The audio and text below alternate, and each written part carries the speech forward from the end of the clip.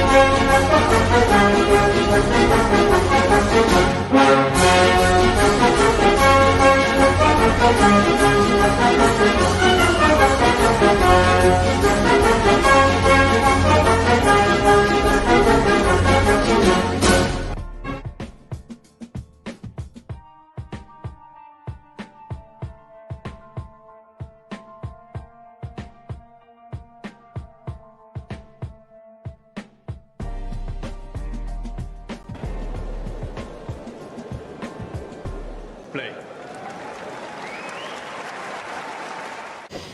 It's that moment in the year again. Can't believe it's another year since the last ATP Finals in Turin, and yeah, here we are again. So power rankings, here we go. Number 8, the man who says that winning this tournament is more important than winning a Grand Slam, Stefanos Tsitsipas. Some of you might think, well, that's a little bit harsh given that he was in the semi-finals last week in Paris, winning 1-250 all year and not really making too much of an impression at many tournaments since Australia. means that he comes in at number 8 for me. Anyway, also, by the way, I think Tsitsipas's sort of head-to-heads against players such as Rune, Alcaraz and Djokovic means it's going to be a tough ask for him to make it out of the group. Of course, the group, by the way, which will be drawn today as I record it in a couple of hours from now, but they haven't been drawn yet. And of course, this could have a slight influence on our power rankings, but listen, I'm going for it this way anyway. Number 7 on my list. John, count backwards. 7 on my list has to be Alexander Zverev. Again, similar reasons to Tsitsipas, but I think his form at the beginning of the Asia swing and also US Open, he made more of an impression there. I think he can trouble. It's kind of, sometimes when I'm making these lists, it's also like, how are you going to get on against Novak? How are you going to get on against Carlos? I think against Novak, he can probably trouble him slightly more than Stefanos can, but still, number 7 on the list. Anyway, let's get through this. Number 6. This was a tough one for me. Some of you might think I've placed Holger Rune too high at number 6, but actually I was considering him at number 5. And I went for the number 5 because of something recent that happened, and that changed my mind. But listen, number 6, Holger Rune. Again, I think when you're looking lower down the risk, again, it's kind of like, what can this player do if they're in the same group as Novak, or if they play Novak in the semi-finals? And Holger Rune, 2-2 head-to-head, could have beaten him in Paris recently. I know he barely won a match after Wimbledon this year, but for me, a power ranking has to be, what could they do? What are they likely to do? Well, I don't think he'll get out of the group, because I just think his form hasn't been good enough. But let's just say he's in the same group as Novak, and he beats Novak. You're basically 1 foot in the semi-finals, they're off. So for me, he's number 6. Number 5, Andrei Rublev. Okay, I told you that I was not sure whether to go for Rublev or Rune, but I've gone Ruby because of his performance last week, and also because it was also against Novak. And I know that's my gauge, basically, for a lot of this power rankings. So yeah, I think his performances in Paris and really throughout the year on both hard and clay have told me he is capable of easily getting out of the group, and therefore he's number 5. Number 4 on my list is, this was a tricky one, but ultimately I went for Daniel Medvedev, primarily because of his head-to-head recently changing against Jannik Sinner. Medvedev will still go into this tournament among the favourites. Of course, he's won it before, hard court specialist. I don't think the speed of the courts in Turin will trouble him too much in terms of it being a fast-paced court. We know how he wasn't too keen on Indian Wells with it being a bit slow and a bit gritty, but Turin, no problem, although he didn't get out of the group last year, but of course it was mighty close with 3 third-set tie-breaks, and his form this year was much better than 2022. So he's number 4. But number 3 on my list is Jannik Sinner, and the main reason is I just think that arguably he's the best, most informed player on the tour. Maybe I'm being a bit generous towards Carlos Alcaraz, who's number 2 on the list, bearing in mind he's not shown a lot of form post-Wimbledon, really, despite getting to the final in Cincinnati in the semi-final of the US Open. But of course there he lost to Medvedev in a kind of a jarring defeat, and he's had a few more sort of shocking defeats since then, or surprising defeats since then. Nevertheless, Carlos Alcaraz, his ceiling, his capability, his year has still been phenomenal, even if it's had a slightly disappointing end to it, but it may yet, of course, have an incredible silver lining should he go on to lift the title in Turin. I mean, pretty much the number 1 has gone for him now. I think Novak just needs to get 1 win, and 1 being the magic number. Novak Djokovic, I think, is an inarguable number 1 on this power ranking list. Won the top tournament last year. He's the world number 1. He won 3 out of the 4 Grand Slams, and it was very close to being a calendar year slam. And his form is still there. These courts are fine for him. Do I need to make a case for Novak Djokovic? Not really. So herein ends my power rankings for the ATP Tour Finals 2023.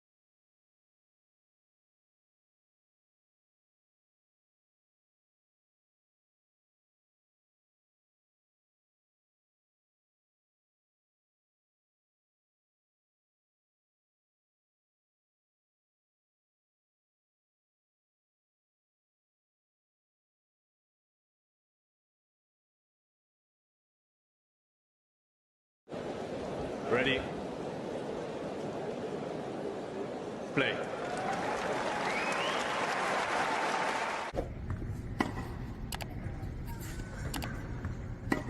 And now here I go slice.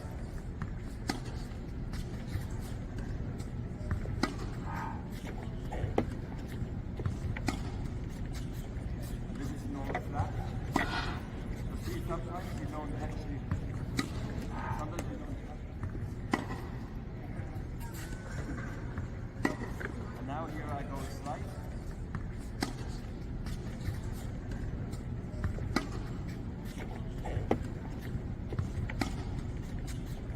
This is normal flat. You see sometimes you don't actually, sometimes you don't. And now here I go slice.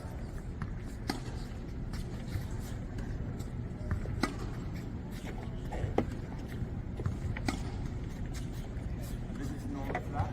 You see sometimes you don't actually, sometimes you don't. If you enjoyed this video, make sure you hit that like button. Don't forget to subscribe and click that notification bell so you don't miss out on all things tennis.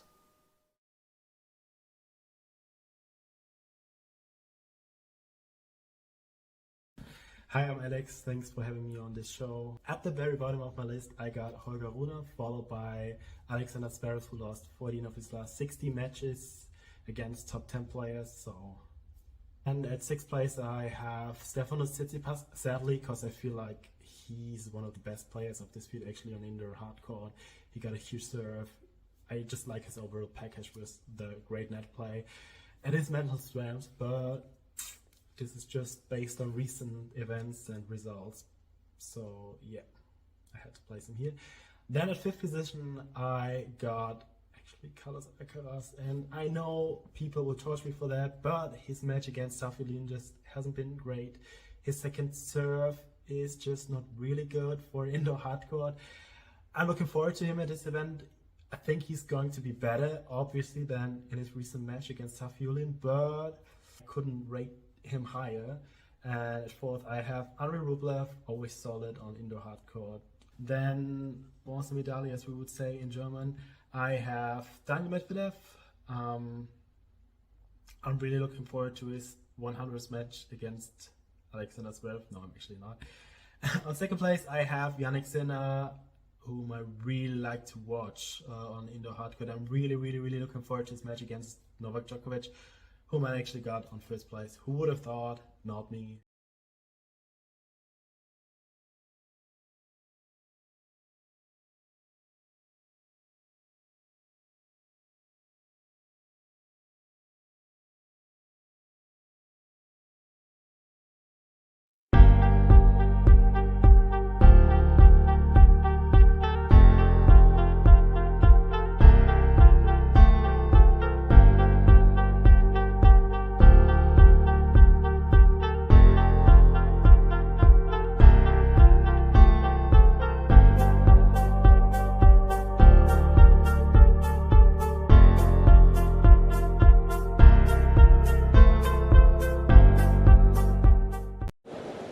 Ready?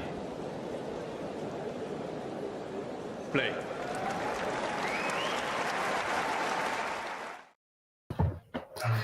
Hello and welcome to Talking Tennis. Today we are looking at Alcaraz's match versus Zverev in Turin. Who do we think's winning in the comments? It's going to be quite an interesting one, a lot to dissect here. I guess we can start with my own prediction. Vamos Alcaraz. I think probably Casey is an Alcaraz fan. I'm just making an assumption there. I would have to say, if we're going to start with a prediction, because I can see our little who's winning poll there, I don't think it's as easy as just saying Alcaraz here. I know Alcaraz, obviously everybody gets drawn into the allure of him, but actually indoors, I do want to give Zverev a lot more credit. I'm not going to put my money on somebody yet. Let me just weigh up the options. So Alcaraz indoors, the serve has always been a little bit lackluster. It's not winning 3 points. It's got better over the last few years. There we go. I think I've just swayed the vote of somebody, apparently, if they are listening in at the same time. There we go. 1 vote for Zverev now. Alcaraz indoors, you know, that serve doesn't give you quite as much pop and 3 points as your Zverevs of the world, your Tsitsipas's of the world, your Djokovic's of the world. I think Zverev indoors is a bit more of a beast than people will give him credit for. He obviously still got that second serve weakness that Alcaraz is going to be all over. And actually the matchup is pretty good for Alcaraz in a lot of ways because of that. You know, he's one of those guys that can take the return and go super early in the point, really take the attack to the German. However, if Zverev's having a good serving day, which he unfortunately he can do, he gets in a row and he puts in a lot of first serves. He's got one of the highest first serve percentages on the tour. And indoors, there's no reason that percentage can't be that high. Then I would give the edge to Zverev. Now remember, Zverev's won 2 titles here. It's not coincidental. You know, he can run through the draw quite easily just based on that first serve alone. And it gives him a lot more freedom as well. When Zverev's confident on serve, he doesn't feel as underconfident in some of the other weaknesses in his game. You know, the forehand sometimes isn't a weapon when it should be. The backhand's always going to be strong. But when he is feeling confident, he feels like he can just rattle through service games. He'll go for a bit more in the forehand, and that'll make a big difference in a matchup where, you know, Carlos is going to be trying to be aggressive from every single ball. Zverev needs to take the match into his own hands in some ways. So I'm going with Zverev. It pains me to say, you know. Yeah, I'm going to go with Zverev. Little like 55-45 edge. But yeah, there's also obviously the fact that Carlos's form's not been the best recently. You know, there's been those injuries kind of underlying, going out quite early in some of his matches. Again, I don't think that's totally coincidental. Sometimes with a guy like Alcaraz and being on a hot streak, you can also go on cold streaks. And I mean, a player like Sofia beating him in Paris isn't mental, I guess. You can just kind of get blown off the court. And then that's not really Zverev in a lot of ways, certainly from the back of the court. So, one thing that Zverev will give Alcaraz is a bit of breathing room, you know, a little bit of a chance to settle into the match, to kind of play front foot tennis. Sofio's just going to take the racket out of your hands if he's having a good day. And of course, Dimitrov winning against him in Shanghai wasn't a crazy result either, given Dimitrov's year. You know, it's been pretty fantastic considering his age and considering his previous results against top 10 players. So I don't want to say that Alcaraz... I don't want to say Alcaraz is in a totally bad patch. I think a lot of people are reading into it a little bit more than what's actually happening. I mean, he's only had 3 tournaments since the US Open, and there was nothing wrong with his US Open performance. I honestly thought Medvedev just played an insanely good match. Yeah, I don't know. I feel like I put myself out there now saying Zverev, but I'm going to stick with it. I'm going to stick with it for the reasons aforementioned. If he has a good serving day, Zverev, then he should be the favourite here, very, very slightly. Just take a few of a look at the 2 players' years, and then maybe we can make some revised decisions possibly. But Zverev's year's been great. You know, he's 53-26 on the year, so he's winning twice as many matches as he is losing. His very recent form indoors, Vienna and Paris, he lost to Rublev. That was, I suppose, that's an example of somebody taking the racket out of Zverev's hands. Alcaraz could do that. And then he lost to Steph in Paris. Would we consider that a bad loss? I would say so. I think Tsitsipas has definitely been there for the taking. Yes, he's good indoors in a lot of ways. Big serve, big forehand, just lets him rattle through service games over and over. But it's definitely one that Zverev probably will be aggrieved to have lost, especially given, as I was just mentioning there, he put in 75% of his first serves, which is huge. And that's also been a constant theme. As I say, his first serve percentage doesn't dip that low that often. He does tend to put about 70% of his first serves in. And the rate he's delivering them at, that's pretty impressive.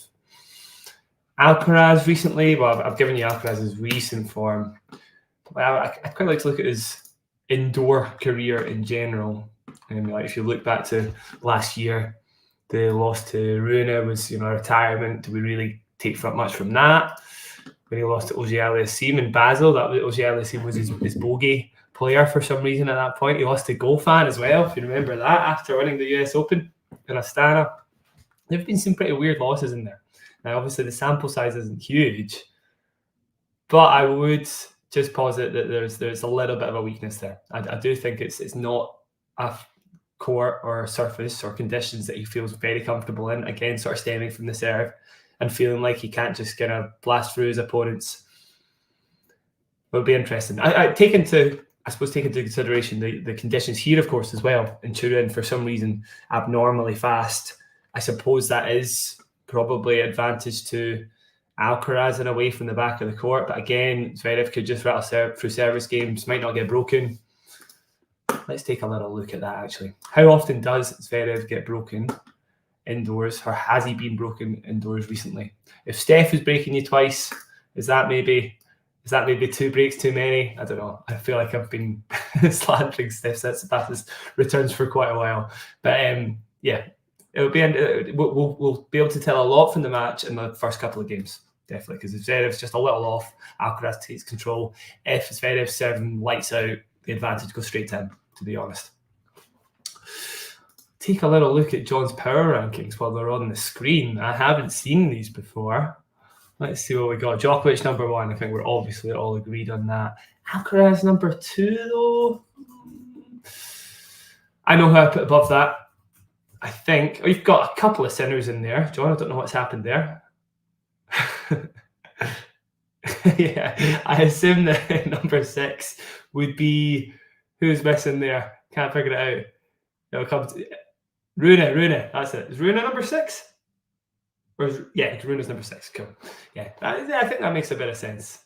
Before the tournament, though, I'd have said Rune's got one of the best chances of beating Djokovic, and it kind of played out like that, right? You know, just a little bit of a fitness issue in the quarterfinal of Paris, and it was like a copy-paste match. You know, a very, very similar result, very similar way the match played out. Rune just kind of ran out of steam, but in terms of matchup, he's got a very good chance against Novak. Medvedev also has a very good chance. I'm not going to underplay Medvedev's chances just because of the recent US Open final loss. I do think Medvedev is still the antidote to Novak's game. And Zverev as well. Again, he's beaten twice here in Turin. It's not, or in the ATP Finals anyway, on a faster hard court.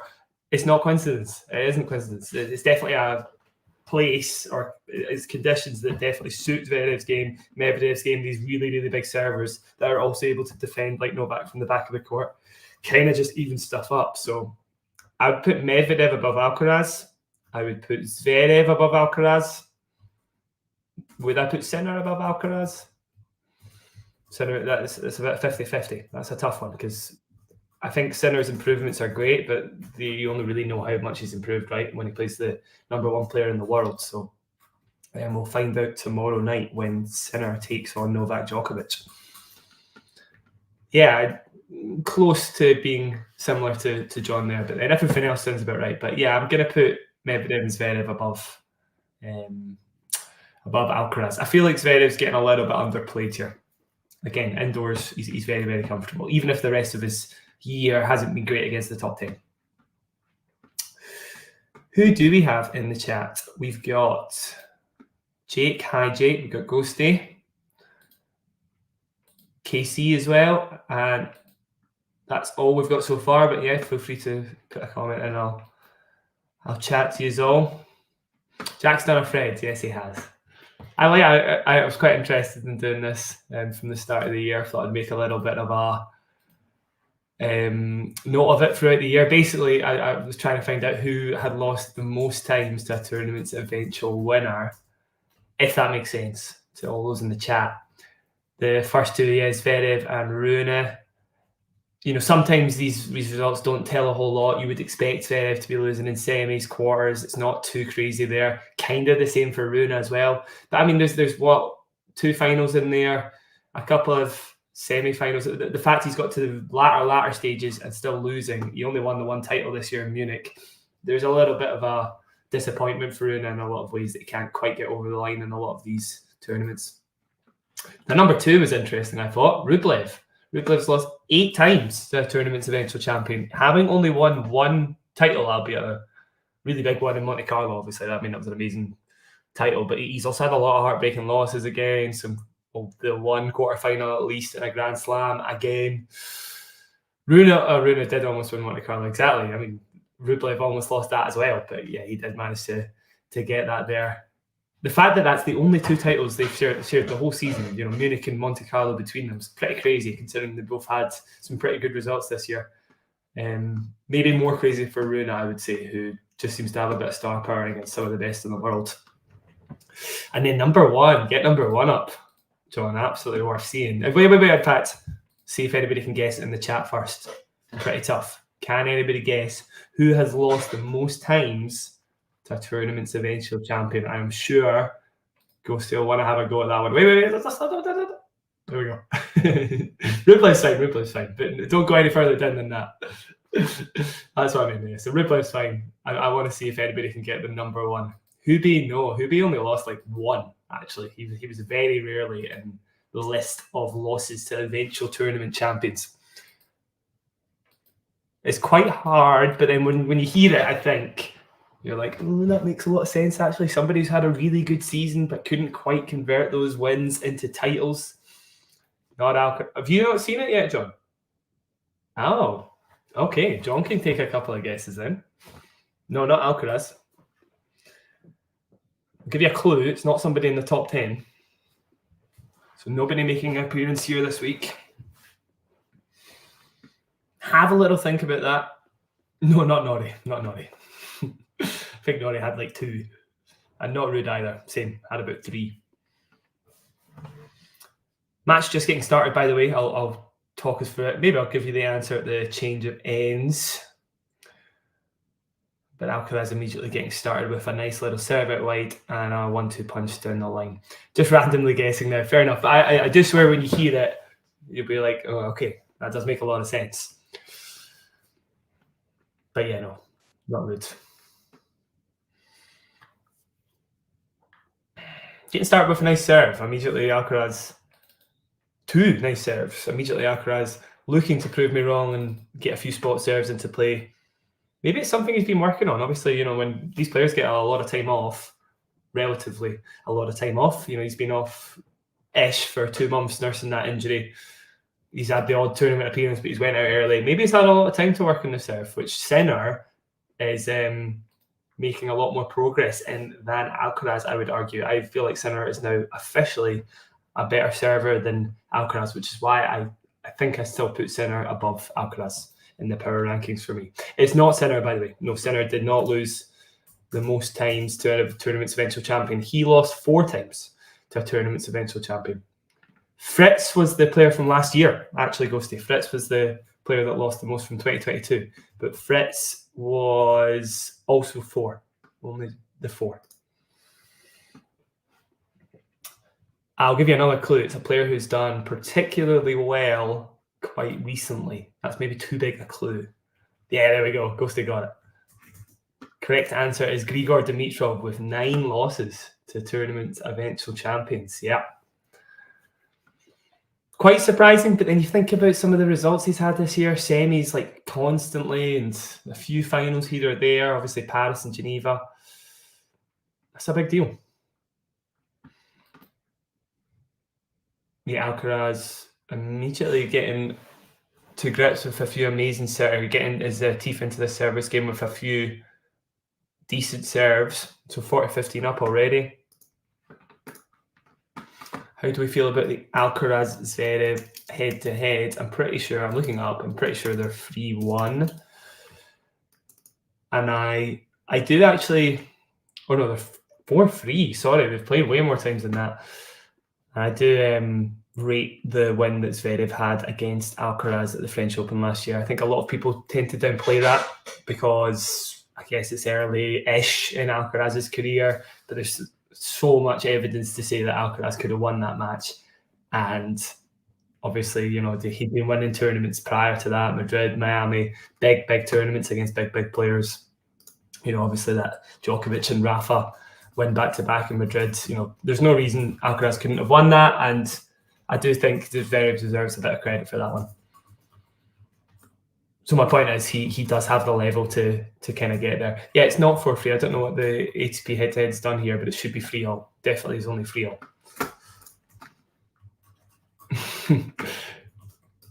So by that logic, Ghosty, Alex Molchan is your dark horse of the year, I would say.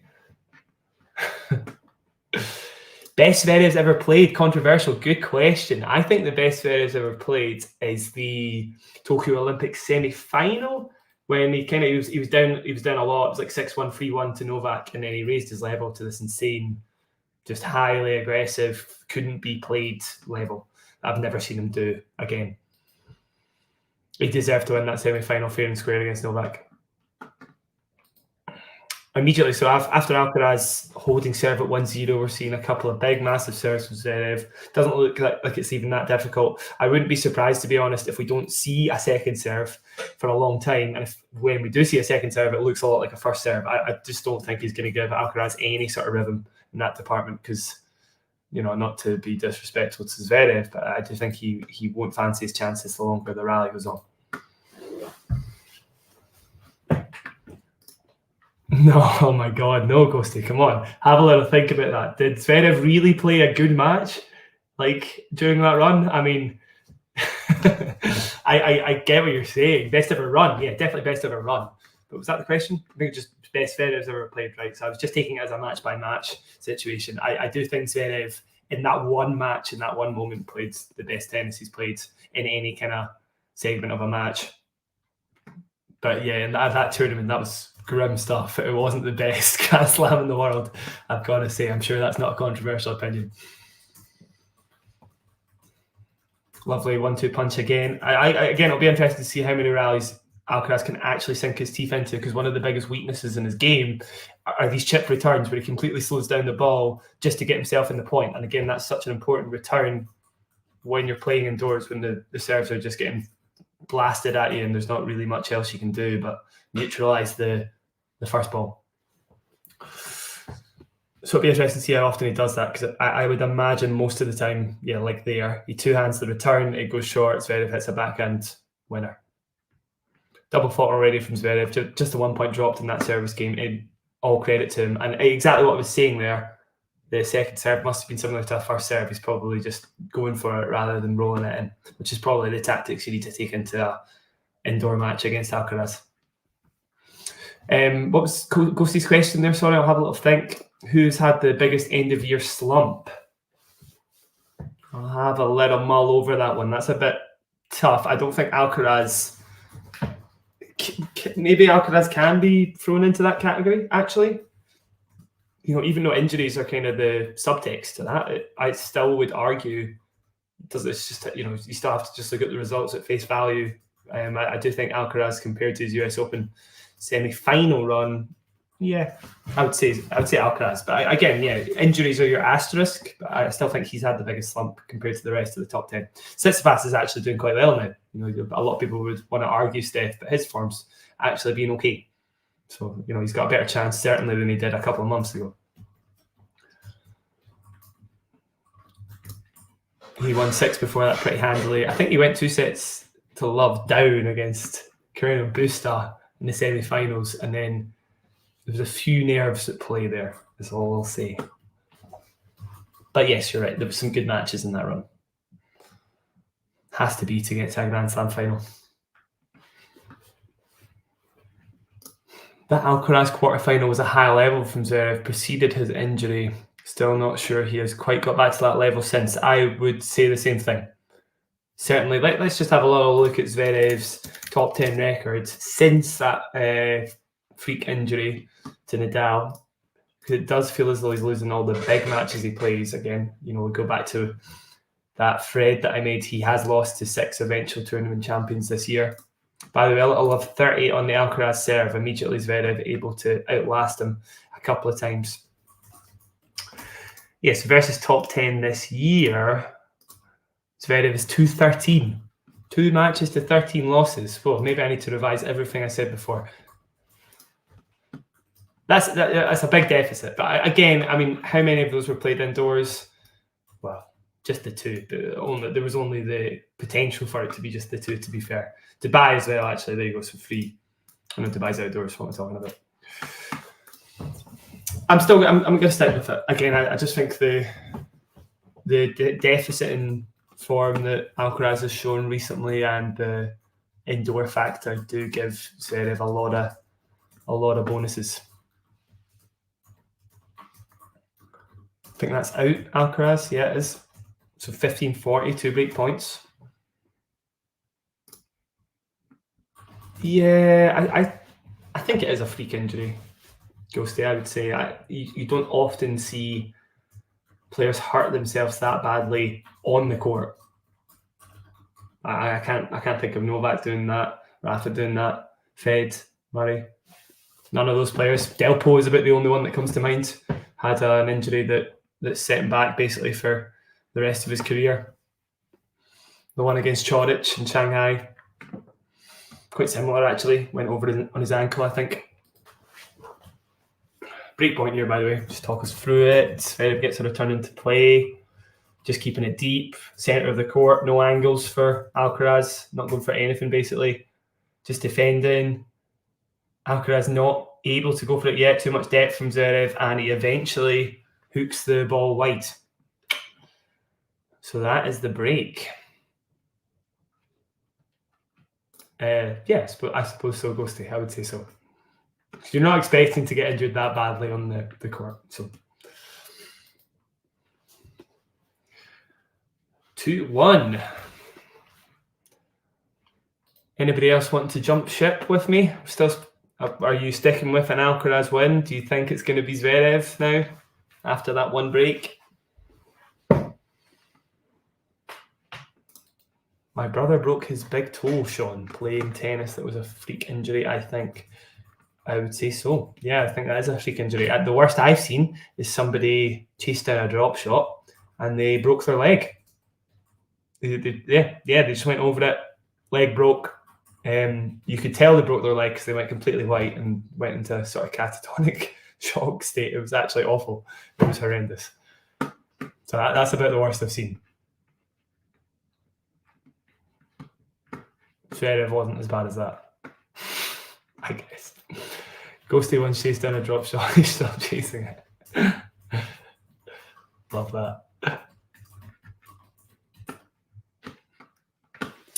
So 2-1. Zverev looking like he is unbothered in the 5 points he has played on serve. Of course, the one double fault, but we can't really read too much into that. Again, he's just looking for very short, quick fire points. Very few long rallies. One we did see just there on breakpoint and Alcaraz's serve, so it's the opposite on Carlos's serve. This is the sort of stuff I'm talking about. When you're indoors, you want to go 1-2 shots, the point is done. Alcaraz can't do that over and over again. It does make a big difference. Oh my God, Ghosty, that sounds absolutely horrendous. Jesus. Oh. I've never had anything as bad as that.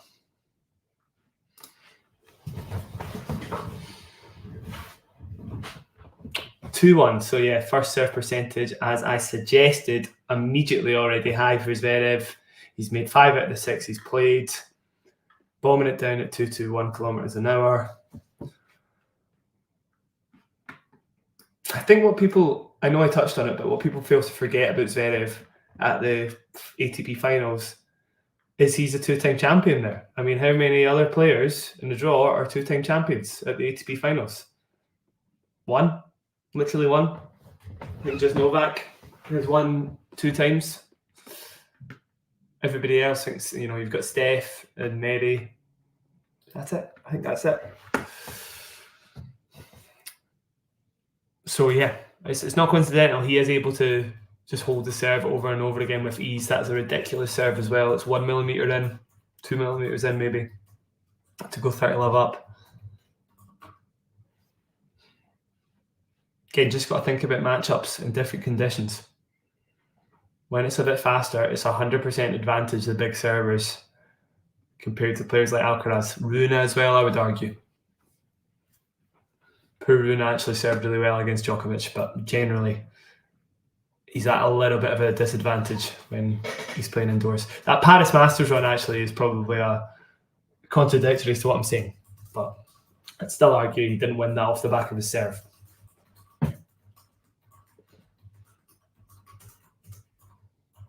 How do we feel in the chat about anybody beating Novak? Is it possible? My thoughts, Zverev's got a really good chance. Again, for the reasons I'd mentioned before, he's beat him a couple of times at the ATP Finals. He can just hold his serve and he has a chance at outlasting Novak in the longer rallies. And then for the same kind of reason, Medi, I would say, has got a good chance too. But anybody in his group, Rune had a good chance, but he just got outlasted. I don't think I rate Steph or Sinner's chances too highly. I actually am really intrigued by how the Sinner one's going to go.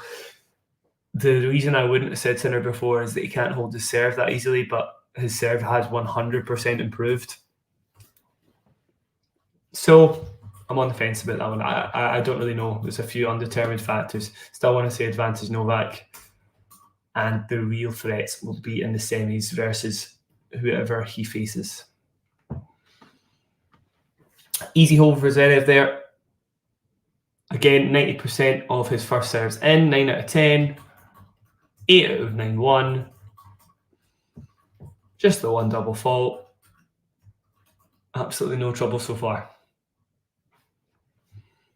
And Alcaraz, again, immediately getting started with a pretty slow slider out wide, trying to expose Zverev's weakness on second serve with the forehand, but he's getting drawn into another long rally that he gets outlasted in. This could go quite quickly.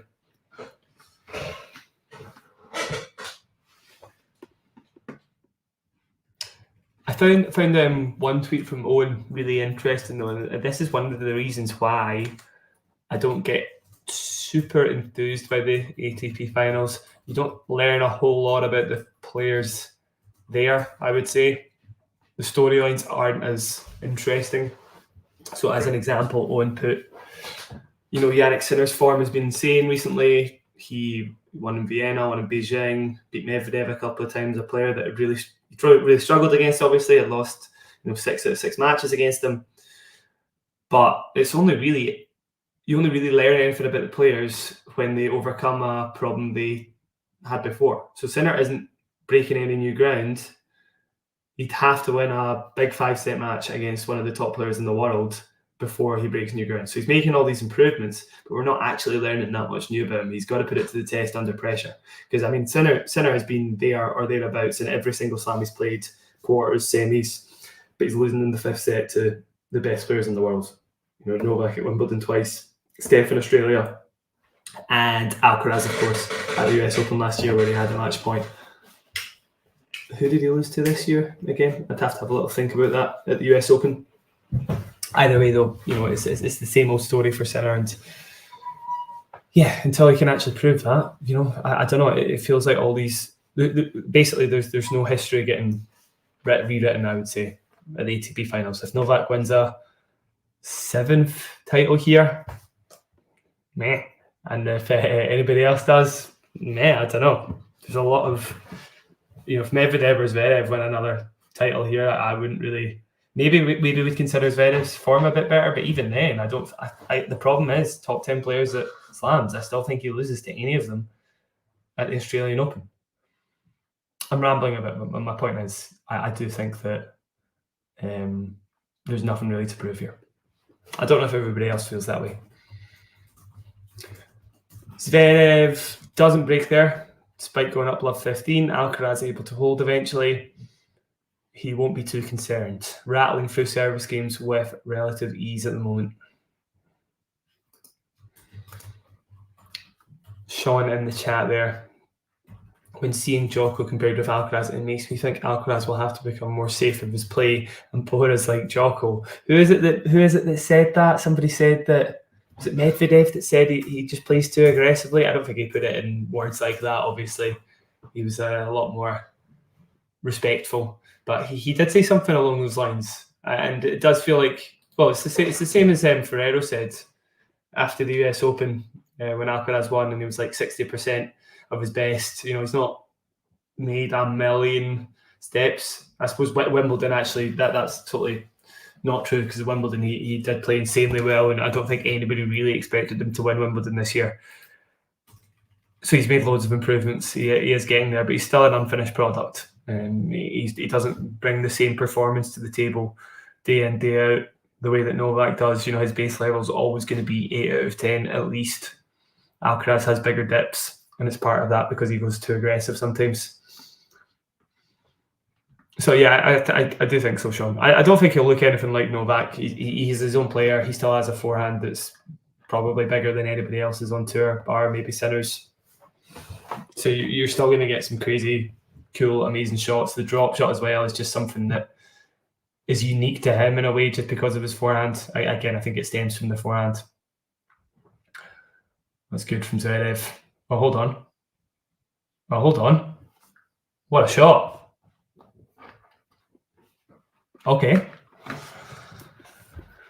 Alcaraz arrives. Here we go. Love 15. That was a lovely lob. So, and as if to just prove my point as well, I was just talking about the fact that Alcaraz is a little bit different from Djokovic, regardless of how he's playing. You wouldn't see a lob like that from Djokovic too often. That's, again, quite unique to Alcaraz. So he has got a few shots in the arsenal that just you wouldn't see from somebody like Novak. I do think he'll bring that star power to the court regardless of who's playing, where he's playing.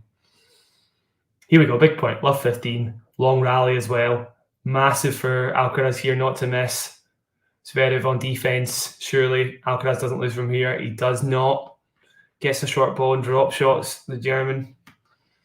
Love 30.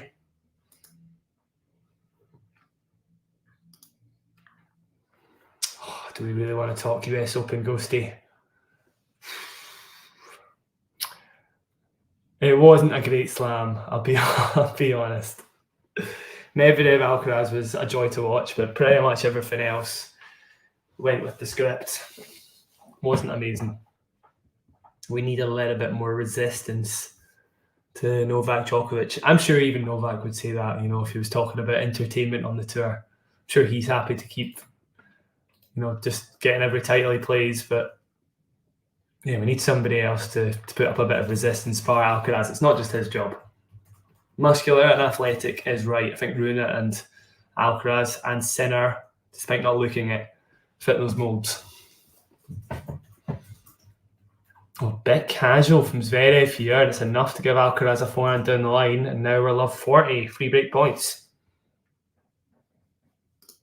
Yeah, one of the matches of the year, Ghosty. It'll be quite fun to talk about the matches of the year because that's probably got to be up there. There's just so many twists and turns to that one. Djokovic honestly was fantastic.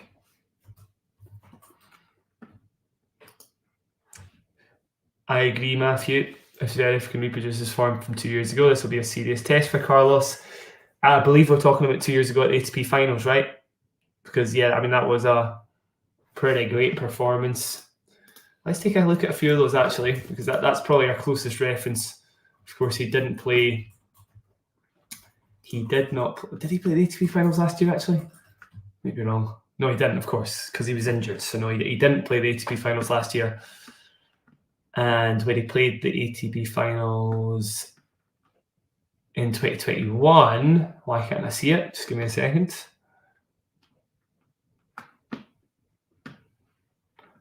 Don't know. It's not coming up for some reason. I'll come back to that one. Zverev did miss that forehand, so we're now at 3-all. But immediately Zverev with a forehand that laces the line, and we're now love 15. Again, Alcaraz just giving him maybe one too many looks in his service games. There we go. There's the Tour Finals. Who did he beat at the Tour Finals? Of course, he lost his opening match to Daniil Medvedev in a tiebreak. One of those very Medvedev-esque performances where he just looked like he was quite blasé the whole match and still managed to find a win. Beat Berrettini after Berrettini retired. I remember that one. That was a shame because that was Berrettini playing in Turin for the first time.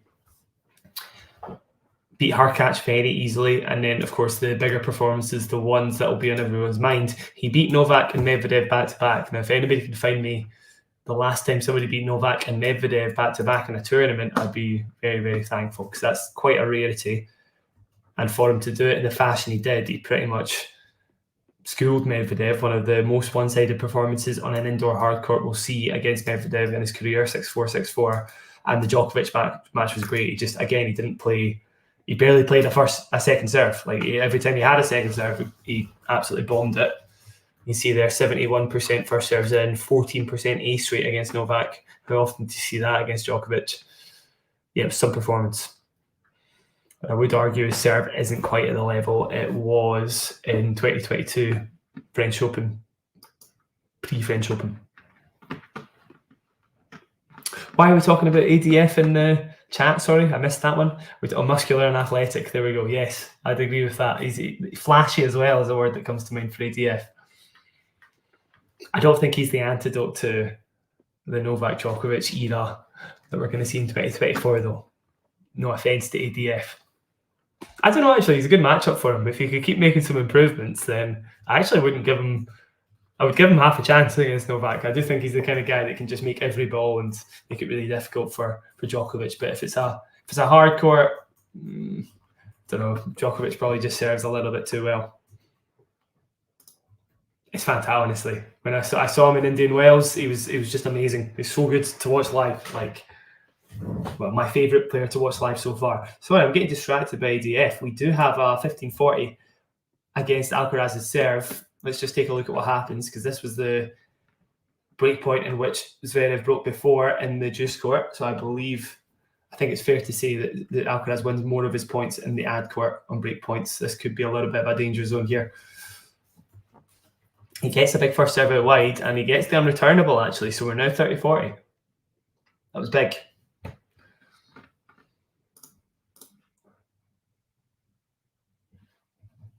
Looper top spins.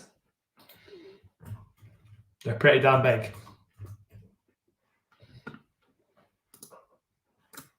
Right, 30-40. Here we go.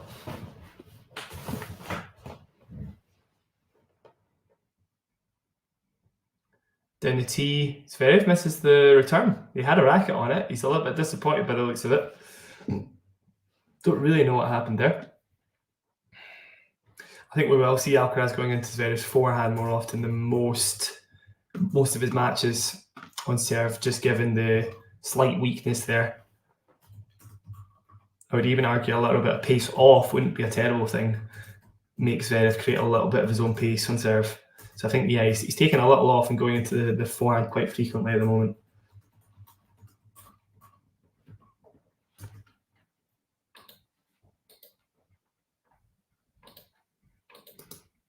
There we go, same thing on second serve there. But Zverev is big to it there. He comes up with a pretty big return cross court, and he's got another break point.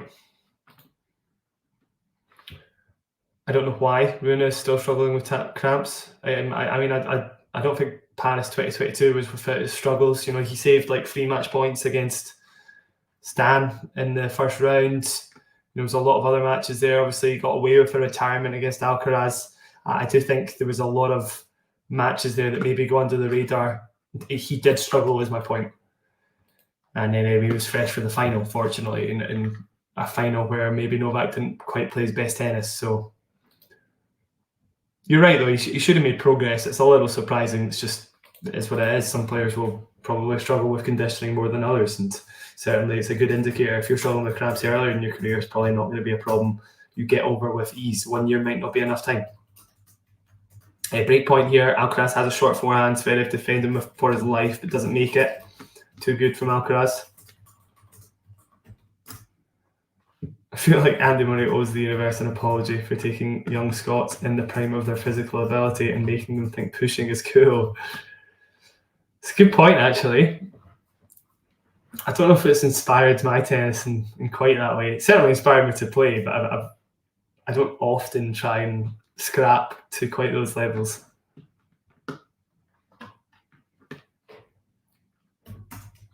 Pushing is cool, though. To be fair, Ghosty, pushing is cool. I think that's the only false thing there. Juice, by the way. Zverev in a long rally again. Alcaraz not able to get it past him on the first serve, and the Zverev forehand weakness shows. Rears its ugly head. Advantage Alcaraz.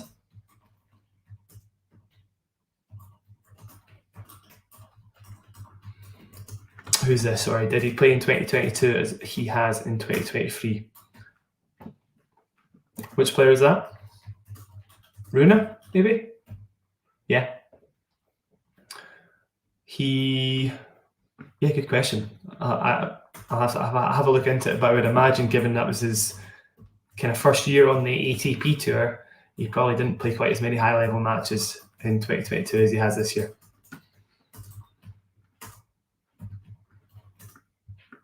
We're getting all the comments now. Oof. See if I can keep up. As Alcaraz leads 4-3 now. That was a big hold, by the way. I missed 2 serve points very quickly there, so they must have been quite easy points for him. Is this the Rune cramping history? Rune cramped in US Open 2020. Novak looked a lot fitter in 2022. I would agree with that. With consecutive tough matches and beating Novak in Paris final, so 12 months odd, even fitter, right? Yeah, I think so. I would still say, you know, people are talking about fitness issues, but it wasn't huge in the 2 matches he's played against Novak. I just think, you know, being outgunned, outfitted by the number 1 in the world isn't that crazy. You know, you can still be the same level of fitness, but you're still 1 rung below Djokovic.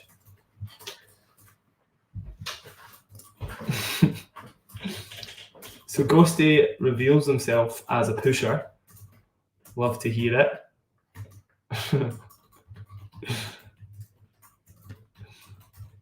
It is funny getting some big misses from big hitters. I'm not one of them, by the way. Just saying, you know, my misses look a lot less flashy than Alcaraz's, I'll put it that way. But yeah, pushing is cool. That's the underlying takeaway from this stream. Saying that, I think we're watching one of the highest caliber pushers on the tour in Zverev. Is it working so far? I would say Zverev's looked a better player. I think he's serving better. That 1 lapse in concentration for a love break, maybe would say otherwise. We'll see how he fares here. But I do think he's still looking like the player who's more likely to take the set. Maybe we'll wait till it's 4-all. I do think that's probably statistically he's got to be Alcaraz at the moment. But I still think Zverev's looking like he's serving way better than Alcaraz. So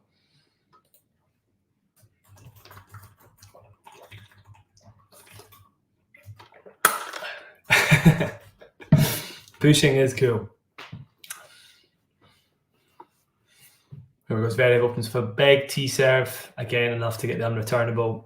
It doesn't look that difficult for him. He pretty much hits his spot 9 times out of 10. The stats have gone, but I think literally he's about 75% first serves in at the moment.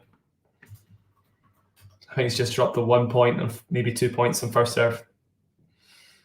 Again, boom, ace down the tee. 30 love.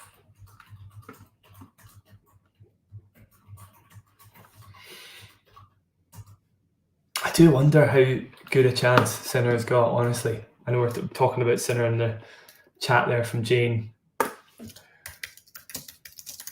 How has he done in previous years here? I remember him losing to Medvedev, having had match point, actually. Was that 2 years ago now? I don't know, I've kind of lost track. Either way, he had an amazing match against Medvedev 1 year. And who else did he lose to? Did he not play the Tour Finals last year? Have I got that totally wrong for some reason?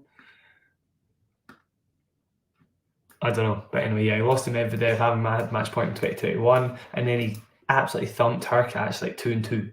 So there's a lot of potential. There has been a lot of potential for Yannick indoors previous to just this year when his serve wasn't as good. Now that his serve is even better, this is why I'm so fascinated by tomorrow's match, because I think there's a big argument to be made that Sinner is very, very, very difficult to beat indoors, but we'll only really know once he's played Novak. But let me just put it into a bit of context here. He's played Shelton, Sonego, Tiafoe, Rublev, and McDonald indoors in the last 2 tournaments he's played. And Medvedev, sorry. I don't have the stats for Medvedev for some reason. Either way, if we take the Medvedev one out of the stats, he only got broken twice in those 5 matches, which is insane. And I think he would have beaten de Minaur if he had played him, if the Paris Masters scheduling was a little kinder. So there we go. There's the stats. He got broken 4 times against Sinner, against Medvedev. Sorry, which is that's a Medvedev stat rather than a Sinner stat, I think. Oh, and sorry, he got broken 0 times against Tsitsipas as well. Of course, he didn't face a single break point. So I would love to know in the chat if people like what kind of percentage chance do you give Sinner against Novak? I think that's probably one of the biggest questions from this tournament. I'm going to say 55. No. 60-40. 60-40 to Djokovic. But I think, if I'm giving Sinner a 40% chance, that's pretty good against Novak Djokovic.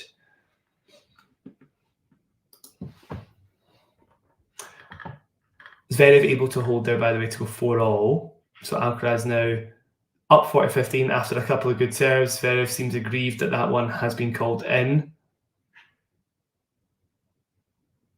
Umpire, though, Laura Leitor not changing her mind, so it's going to be 40-15. Alcaraz en route to a pretty easy service hold here.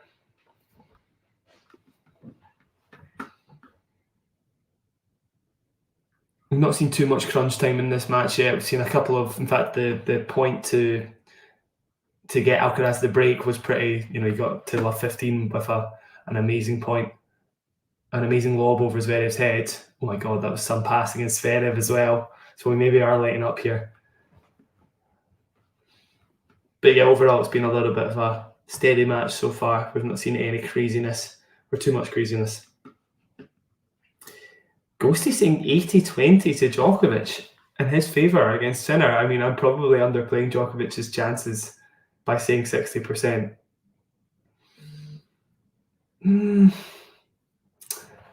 I hope you're wrong as well, Ghosty. I'd like to see a really good matchup, and I'd like to hope that the changes that Sinner's making to his game are substantial. When I say substantial, do they hold up against the best players in the world, basically, is what I'm asking.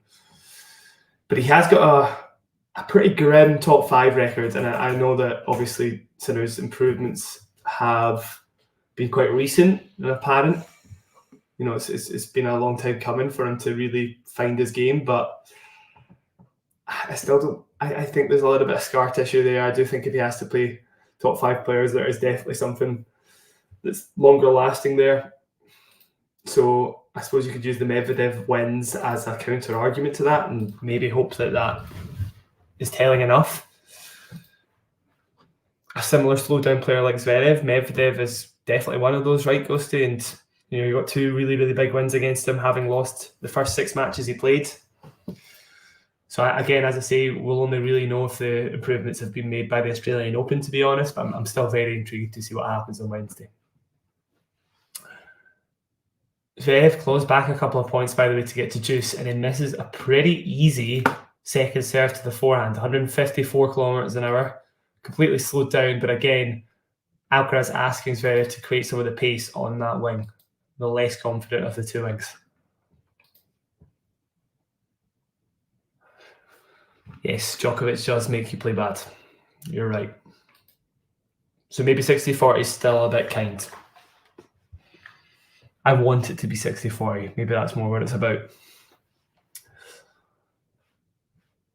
Long rally here from Alcaraz. Zverev picking one up off his toes. That was some backhand, actually. Made it look easy. So we're now deuce.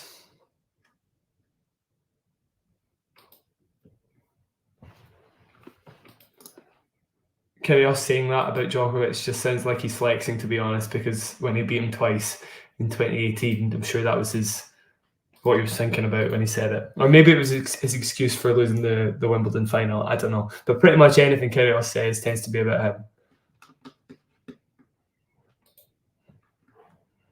Another really easy return miss. This is getting a little funny now because Zverev's standing there with his hands on his hips talking to his camp. Now, when I said the first serve percentage would be high, I did not realise he'd only missed the 1 first serve, Zverev. That's insane. Wasn't quite expecting that, but Jesus.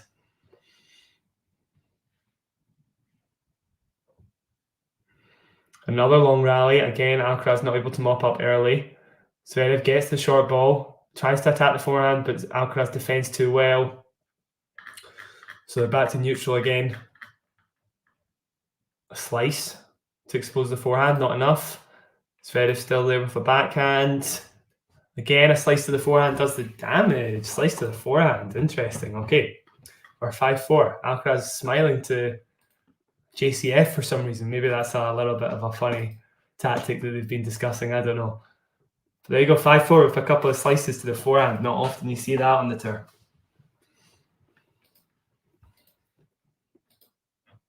Well, you think that Zverev has only missed the 1 or he hasn't missed the first serve, the one first serve. I don't know. It certainly has been a high percentage, so I wouldn't be totally surprised if that was the case. Google seems to be backing it up. First serve percentage 94%, although Google's stats are pretty poor as well. It does feel like that though. I've not seen him miss many first serves at all. So again, I'm still inclined to kind of side with Zverev slightly. It does feel like Alcaraz is under way more pressure on most of the service games he's been playing.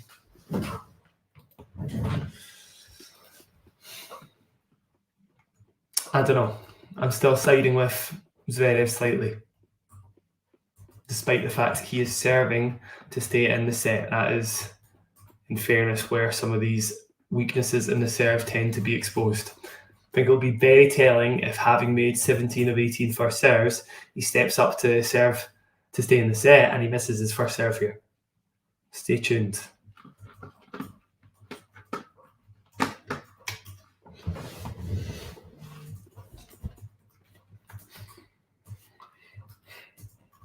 Okay, here we go. He steps up. He's probably going to go T, because that's his favourite serve. And I think he'll miss it.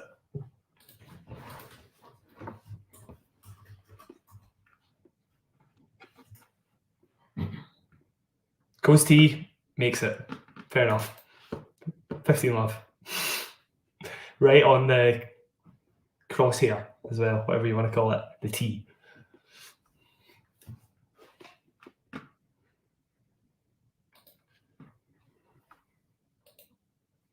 He did do well to break, I agree, but yeah, he did actually. He did do well to break because there was 3 first serves made. In fact, all 4 first serves were made in that love hold, that love break, sorry.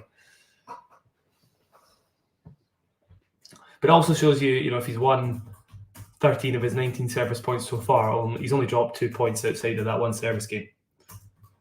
Make that 3 though, as he misses a backhand into the net. We're now 15-all.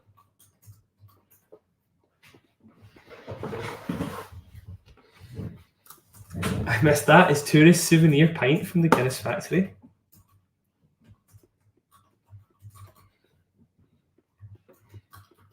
Here we go, Zverev again, 15-all. Oh, I see. First serve out wide, ace, changes it up. 30-15 now, still just the 2 first serves missed.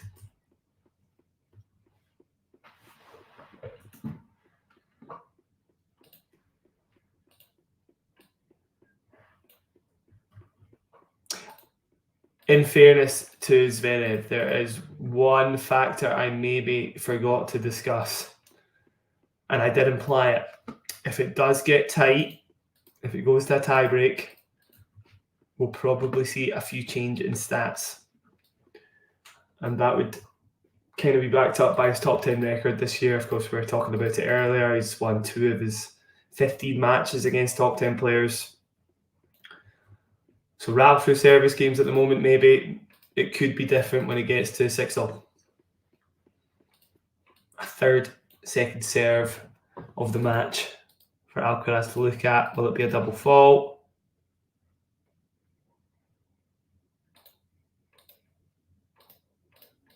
It won't.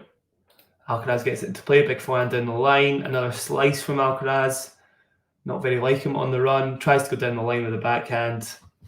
That is a hold for Zverev.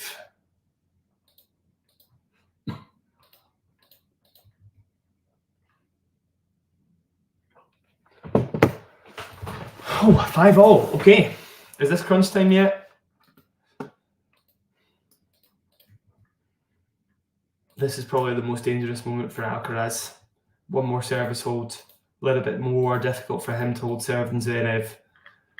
But if he does get through it, I would probably put him at advantage in the tiebreak.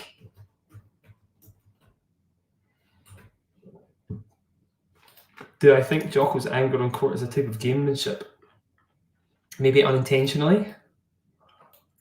I believe he's genuinely angry. I don't think there's any kind of thoughts of gamesmanship going through his head. Another slice from Alcaraz to get himself a short forehand. And then puts away the volley. I'm quite liking these tactics. because there's no point trying to hit through Zverev a lot of the time. He does put up a bit of a wall, and given pace in the forehand, he's pretty comfortable.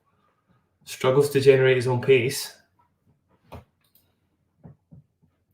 This is also another reason why I feel as though Alcaraz is going to have more ups and downs than Novak, and another reason why he'll be a different player to watch, because I feel like the strings to his bow are potentially more varied. You know, he comes into the net off of drop shots, off of slices, serving volleys a lot with that big kicker. Yeah, I do feel like he's got a lot more variety than Novak. I'm not saying Novak can't play variety, but I feel like Alcaraz employs it more often than Djokovic, which can be a blessing and a curse. But I do think it also means, well, maybe as Alcaraz's career progresses. No, okay, I'll put it this way. I feel like Alcaraz brings a different game plan into a lot of his matchups. So we'll see different Alcarazes coming to the court a lot more often than, say, Djokovic, who can rely on his strengths, I would say, a bit more easily than Alcaraz. Again, a lot of that's to do with the serve. So maybe as Alcaraz's serve develops, we'll see him start to kind of regress to just the same kind of play every single game. But for the moment, he comes up with a lot of different ways of winning points compared to somebody like Novak. If that makes sense. 30 love, by the way, Alcaraz serve. Zverev with a forehand return on second serve that he's able to get a hold of. Does put him up in the point, and he is able to win that for 15. Not really a chance yet on this service game. Other than Djokovic, who in the ATP is positioned well to make a good run at the Aussie Open. Let's just wait and see what happens on Wednesday. Maybe. We're going to say Sinner. All the improvements point towards an improvement of the slams, though, given he's pretty much been there the last 5 slams he's played. And that's not good from Alcaraz. Yep, drop shot, chased down by Zverev, now 30 all on Alcaraz's serve. Yeah, so I want to say Sinner, Ghosty. And I want to say Alcaraz. I still think Alcaraz. I think those 3 players are the players. Well, Medvedev. If I had to say top 3 players, yeah, Novak, Medvedev, Alcaraz still get the top spots for me. Too many unanswered questions for Yannick Sinner. Maybe it is Alex Molchan, Ghosty, but that's an unanswered question. Let's just see. Wait and see what happens. Lovely little drop volley there from Alcaraz. You feel as though when he's in these positions up at the net, he pretty much never loses the point. Whereas you see somebody like even Zverev forward there. I don't think Zverev's net plays that good. You do feel like he's going to mess it up.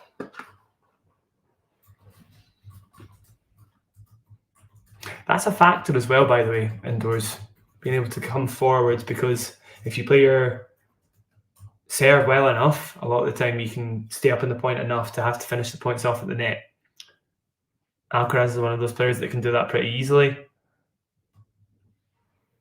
So can find a way through Zverev where other players maybe can't. Proves it there with a hold to 30. And same for Steph Tsitsipas. I would say that too. I feel like the best players at the net in the ATP Finals have got to be Alcaraz, Steph, and Novak, I think. Agree, disagree? Let me know in the comments. 6-5. Alcaraz gets the hold there. Zverev going to be asked the question here. Does the pressure start to mount?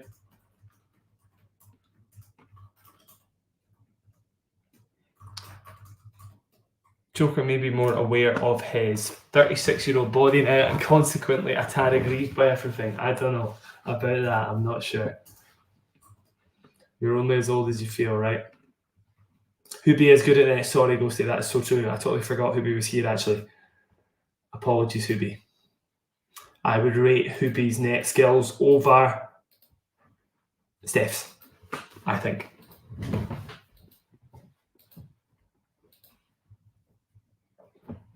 I don't think that's unfair to say. The thing is, Hubie's probably got the same quality of volley as Steph, but his arms are absolutely huge. It's like he's similar to Medvedev. He's basically like Medvedev if he could play well in the net, basically, because he's just like a big octopus up there.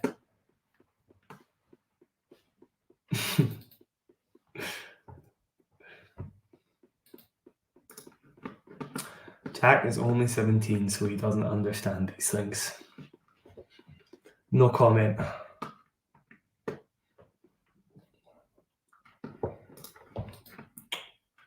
I think, Sean, you spelled F wrong.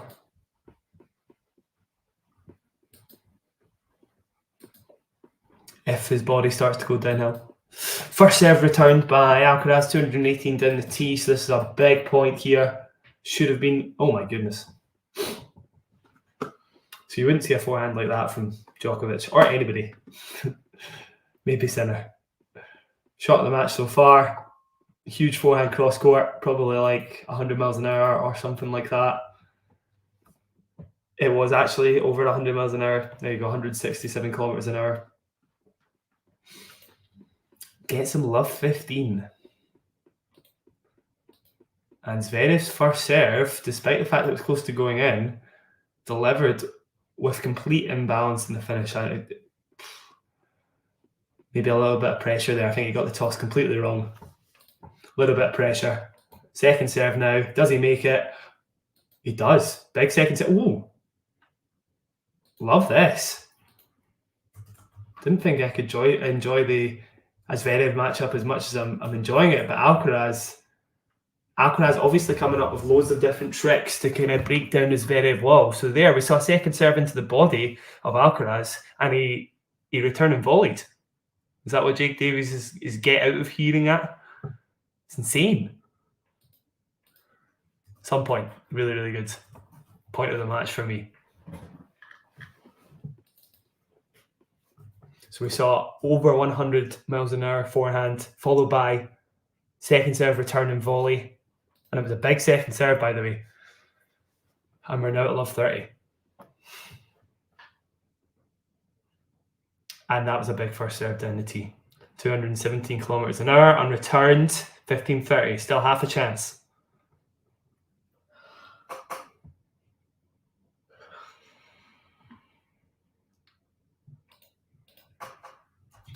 Misha Zverev, former commentator for whoever it was, can't remember, in the player box even.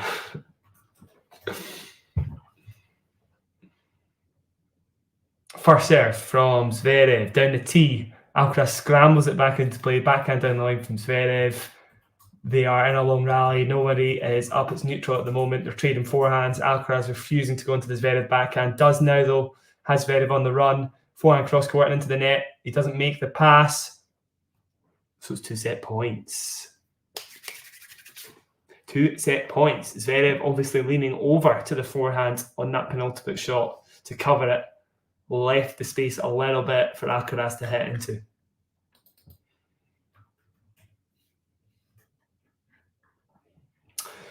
Big moment in the match, 1540. Did talk about the fact that the pressure could get to Zverev. We saw it on that second point there when he kind of collapsed into the serve. Can he hold his own now? Big first serve out wide. Misses it. Second serve. Despite the fact his first serve percentage was like 500% before this. We're getting a replay of it. It's like a foot out. Second serve. Not really. Wasn't close enough for a replay though. Second serve, here we go. Do we get a double fault? Surely not. You wouldn't double fault, would you, Zverev? Okay. Fine. Was that second serve or was that a let? Or there wasn't a let. So it was a second serve. Fair play. Fair play. Was expecting a double fault. We got a, whatever that was, like 220 kilometer an hour ace down the tee to save set point on second serve.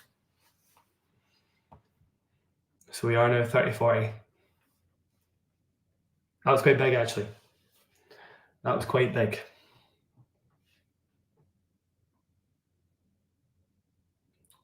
So here we go. First serve. Where's it going? Down the tee. And Alcaraz misses the return despite the fact he was there to make it. He'll be disappointed with that one. I think he expected it there as well.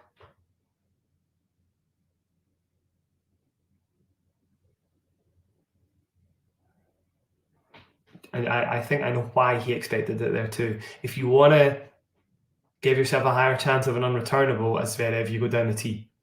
If you go out wide, you're more likely to start the rally off. Why? Because you're not able to hit quite as fast out wide. And Alcaraz's backhand return cross is going to be more consistent than his forehand return from the middle of the court. So Alcaraz was there, couldn't quite make it though. He's incredibly disappointed by the look of it, by his look to JCF. And we're now in a long rally at Deuce. And a forehand sprayed long out of nowhere, framed it from Zverev. So it's now a third set point to Alcaraz.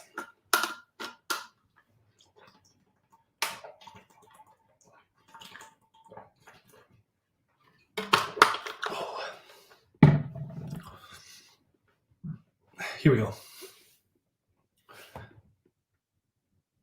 So he's given up the ghost on the tee serve on the first advantage break point he had to save. Does he do the same thing here, or does he go out wide?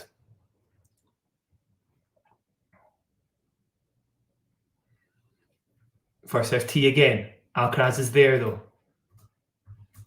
Goes big on the backhand, Alcaraz. Gives himself a chance to annoy him with the forehand.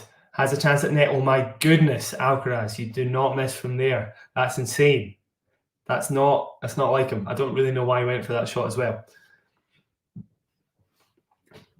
Alcaraz with a forehand approach rarely will lose the point. And actually, so he got himself the forehand inside an approach. Zverev looped the ball, and Alcaraz kind of stayed put. I think looking for the drop volley, didn't really make the decision to close down the space early enough. Yeah, that's rough. That's rough. I feel like he would have won the point if he'd made the volley, even if it was a bit of an easy pass.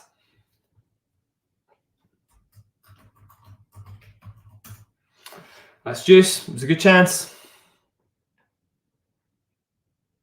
Big first serve wide. It's an ace. The opportunity's gone.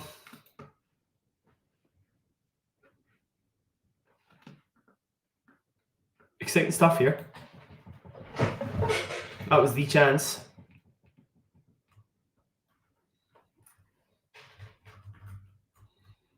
So it's game points Zverev. I suppose he's not out of the woods yet.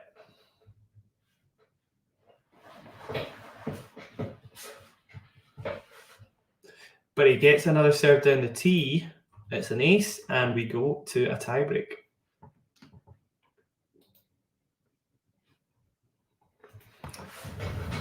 That was pretty big. That was pretty big. I was expecting some nerves. We got some nerves. But then when it came to the big points, he outplayed Alcaraz fair and square. Maybe apart from that last set point, that was a little dodgy from Alcaraz. Not the kind of stuff we see from him often when he's up at the net like that.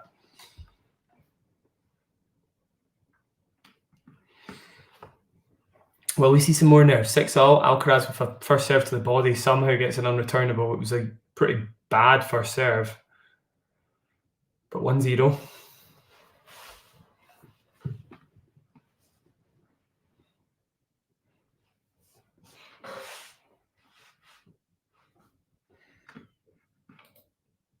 Zverev needs to respond in kind here.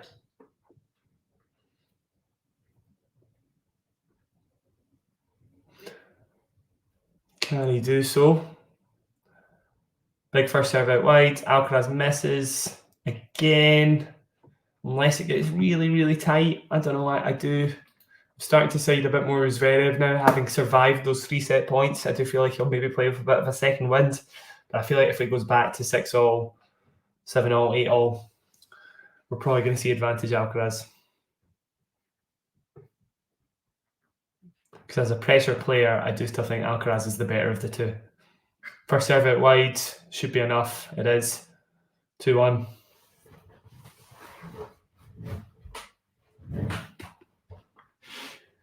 Do we think this is a must-win first set for Zverev? There's one reason I think it is, and it's that I feel as the match goes on, Alcaraz will start to read the Zverev serve a little better. There have been patterns so far. So I do feel like he can't afford to drop the next set. This set, sorry.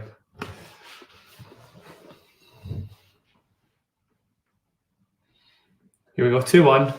Alcaraz down 1-2, sorry. Second serve for Zverev to look at. Probably will just look to get the rally started.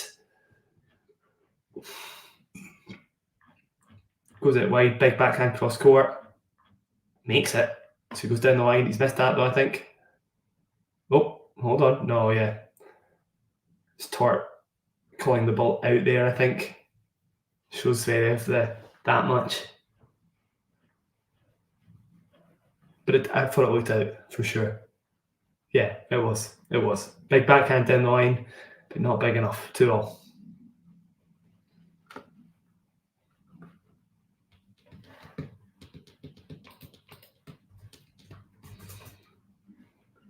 That was definitely a moment to have survived for Alcaraz. I would say it's pretty lucky he got away with that. First serve down the tee, but misses now. Second serve again.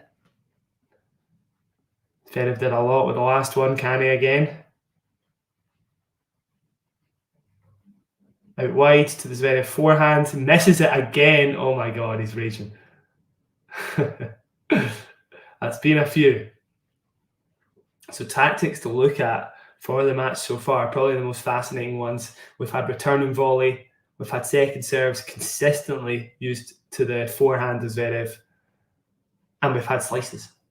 A lot of slices. More than we normally see from Alcaraz.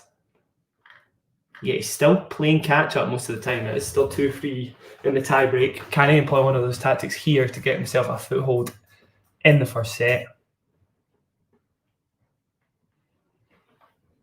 First serve down the tee again. Alcaraz surely ready for it. It's the umpteenth time it's been put there. Backhand smash from Zverev. Double-handed backhand smash. Tries to put it into the space, but he can't because Alcaraz's ball was just a little too pacey. It's now 4-2 to the Spaniard.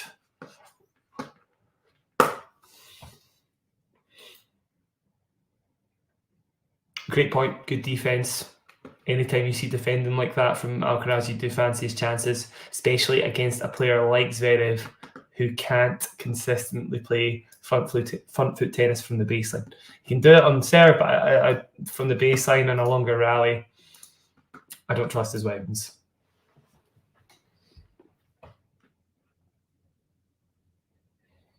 Here we go, 4-2. Zverev with a chance to keep it to one mini break. Can he do it? He's got a first serve in the juice court. Would expect him to go wide. He does. And Alcaraz misses the return. I think just. He's going to look at a challenge, but I don't think it's going to give him much joy here.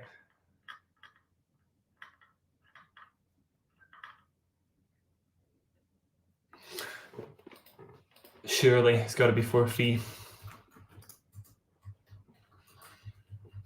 Who would be a good coach for Zverev? I'll have a think about that. Yep, Alcaraz does miss the return, so we're 4-3 now. You would fancy Zverev's chances of getting into at least one of these rallies.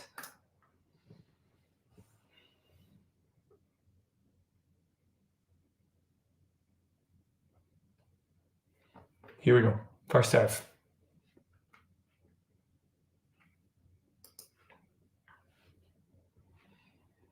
Down the tee, serving volley from Alcaraz, enough to put the pressure on, and it's now 5-3.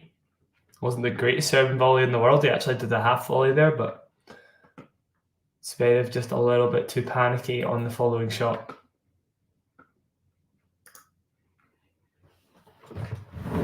If you look at Zverev's problems, I guess, Sean, they're pretty much all mental, right? So the second serve is a mental problem. Even the first serve tends to drop off as the match gets a little tighter. So again, you could consider that a mental problem. It's nice from Alcaraz to go up 6-3 now. So somebody who's a little bit more versed in mental coaching, maybe a psychologist. I don't know if he's got a psychologist already. But that's most of the problems, when he plays his own kind of brand of wall tennis like Medvedev, he is a formidable opponent.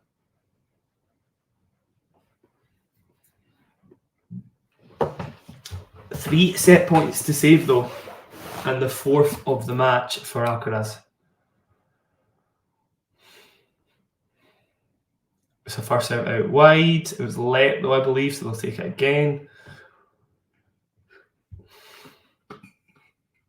Yeah, it was incredibly close, and it was the same.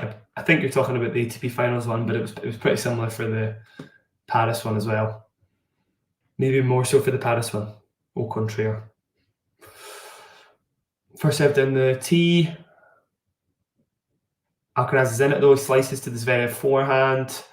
Again, they're both neutral. Neither player able to graft an advantage quite yet. Zverev does go down the line, but it's not enough to win the point.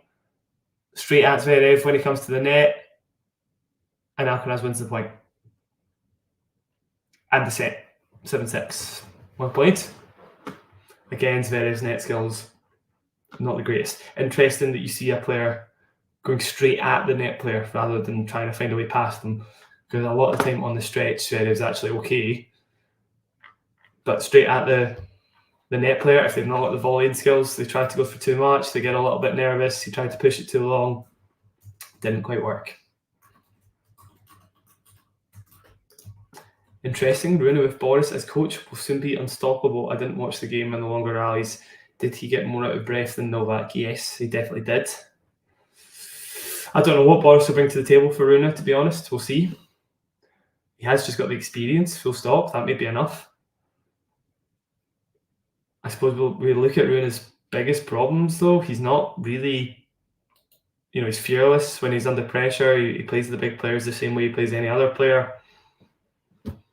The problems are probably physicality, and I don't know how much Boris can help with that, to be honest. Just something to consider. I don't know. I don't know if it'll actually help that much, to be honest. I do think he will peak once he's at his best physical condition, which I don't think he's at yet. Great set from Alcaraz, really good. Again, just touching on some of the tactics he used there, slices to the forehands to slow down play, makes Zverev create some of his own pace. Same again on second serve, delivered second serves to the forehand of Zverev and got some unreturnables doing that as well. And he returned and volleyed just that one time, but it was enough to just make me super interested and hyped for the match. It was cool.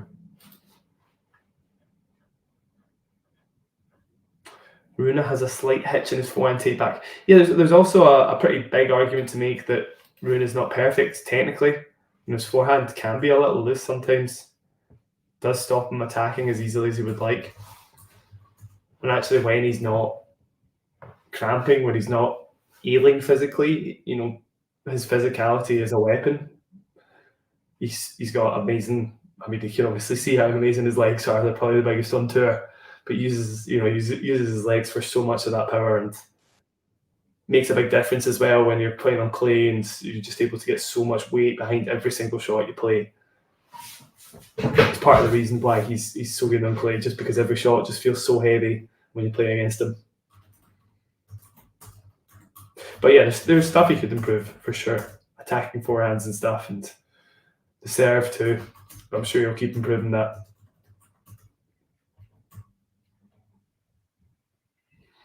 Well done, Carlos. I don't know, I'm quite surprised he won that.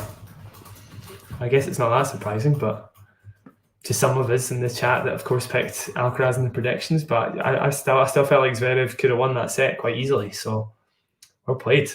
A few chances came and went for Zverev for sure. What's the total points count as well? Let's just check that out.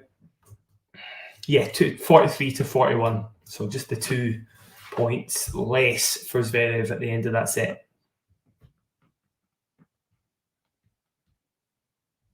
Pretty impressive stuff from Alcaraz, who was, of course, famously second, of John's power rankings. Deservedly so, some might argue, after a performance like that in the first set.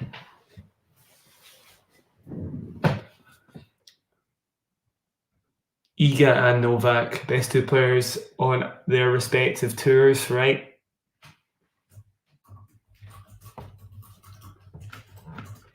Iga's had such a good year. I really think she has. Underrated, maybe. Some might argue. I still think she's the best player in the world, for sure. I don't think that's that crazy a statement, but I would have said that before the WTA Finals. That's quite a bold statement. But she's just got the most potential to beat the top players in the world. Like every single match she plays, how often do you pick the other player? It's the same kind of feel as Novak in a lot of ways. Best WTA player in 2023, yeah, the two players to look at are Sabalenka and Iga, right? I think it depends how much you value the performances at the slams, probably, because I suppose probably Sabalenka had a better slam year, definitely, actually. But I do think overall Iga had a better year, I would say. Iga just edges it, exactly. And then, Raducanu had quite a big drop-off. Nobody else really came super close, to be honest. Mukova, for all her wins, Mukova didn't win a title the whole year. And Pegula had some moments, but she was never really there in the biggest tournaments. Third best ATP year, Medi or Sinner? Medi. It's got to be. Sinner's has been good, but Medvedev's is actually been insanely good. People keep forgetting, how good a run he had at the start of the year and after Australia, of course. I think, it always gets a little bit overshadowed by the fact, he didn't win a slam. That's probably going to be the underlying statement for Medvedev as well, maybe. But there's so many positives to draw. I do think that he's had such a good year. And again, he will go into this tournament a little bit underrated just because of the two losses he had to Sinner. He's got a good chance of winning here, for me. Are we inclined to agree with that? Do we think Sinner's year's been better than Medvedev's? I'll listen to your arguments, but it's a tough one to argue, I think, when you look at the Medvedev's year as a whole.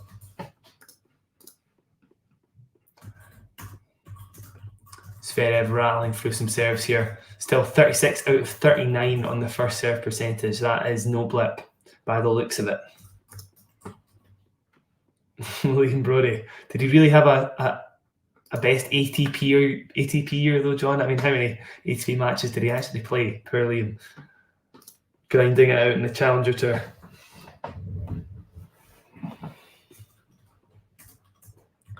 First serve out wide, missed from Alcaraz, so 40-15, looking like an easy hold for Zverev to kick off the second set.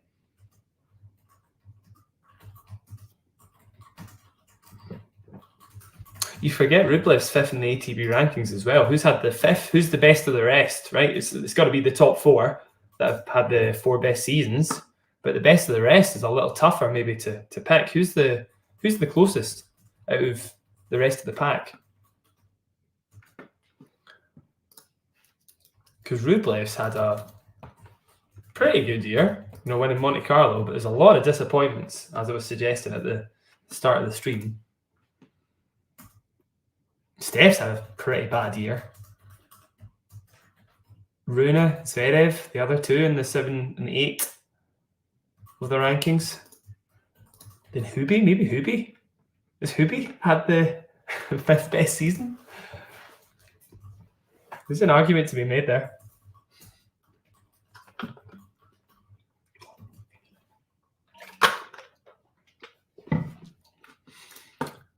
Zverev, by the way, 40-30, just a little bit of resistance in the service game from Alcaraz. Can he capitalise on it? Big first serve out wide misses, so second serve, which of course have been few and far between in this match.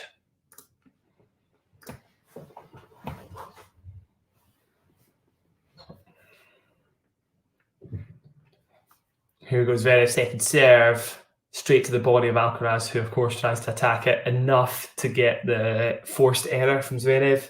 So we are deuce. Who has been the biggest disappointment? Felix. Yeah, depends how much you expected of him this year, I guess. Yeah. I mean, I think everybody expected a pretty good year from Felix, right? Basel is the silver lining to an otherwise pretty darn poor year, I would say.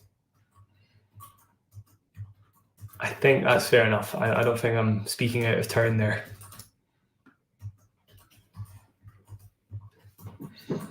Maybe Chappell. How many people were expecting Chappell to do something this year? He is now outside the top 100. Yeah. And then a lot of people will say it's the injuries for Chappell as well. But stuff was going on before the injuries. It was shocking overall. Good to see you, Ghosty. See you soon.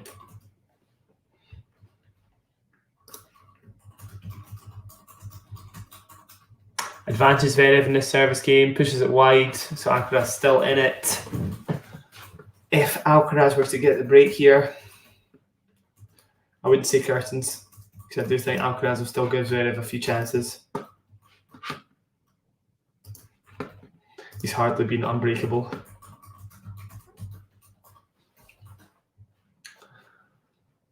But we are deuce, here we go.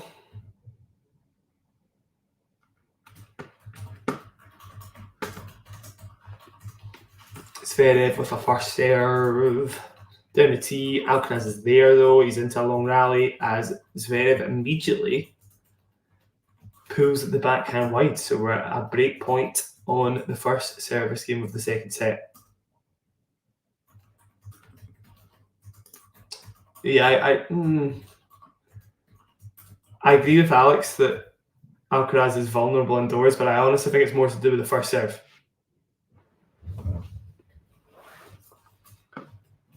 Like 63% first serves in for this match. How often does he actually make it?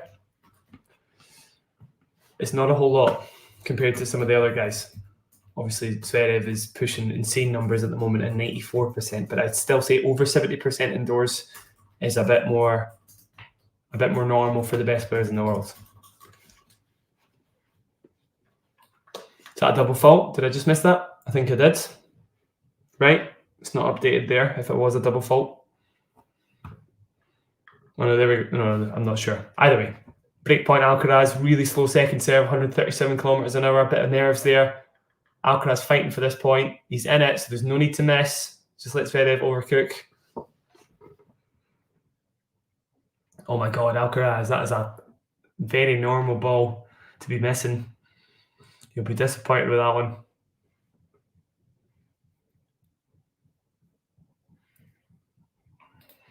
There's something very off-putting about the second service motion of Zverev when he starts to push it. It's not a very nice looking shot with that build.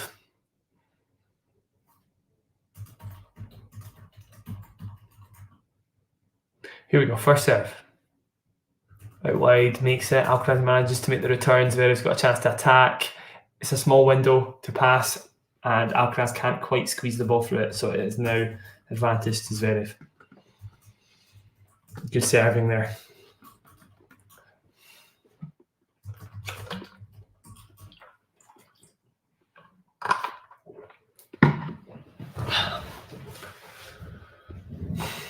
The longer this game goes on, of course, the more significance it takes on. Can Zverev do some damage here?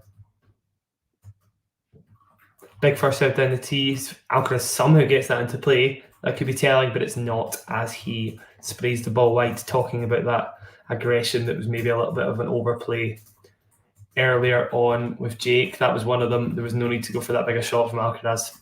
So he does give the game away. 1-0. Could have put a stamp on the match maybe, but we are going to go on here.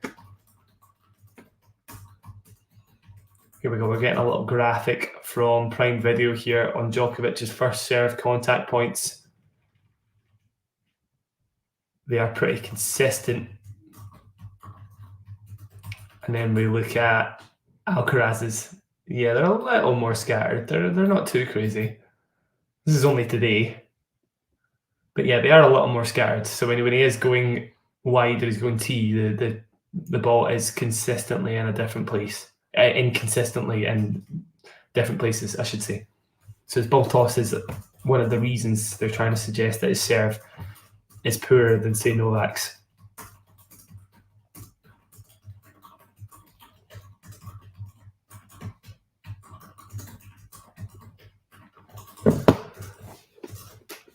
As he misses the first serve, by the way, second serve now to the Zverev backhand. He's not going to be troubled there. Long rally here. And Alcaraz trying to go for too much down the line, goes love 15.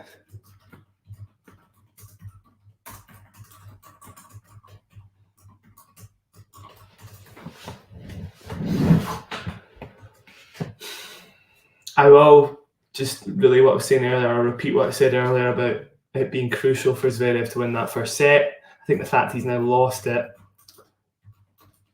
I don't see him finding a way back, to be honest. I think Alcaraz will just grow in confidence and Zverev will depreciate in confidence, which is going to be more telling for him. Although saying that, he's now up love 30. I've probably spoke at the wrong time here. Commentator's curse, so to speak.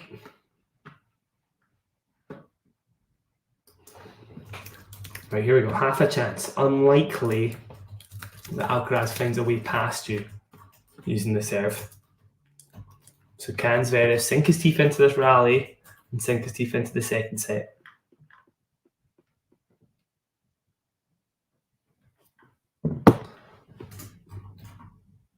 First serve down the tee actually was within reach for Zverev, but he was expecting the first serve wide so much that he was leaning in the wrong direction. So we're 15-30.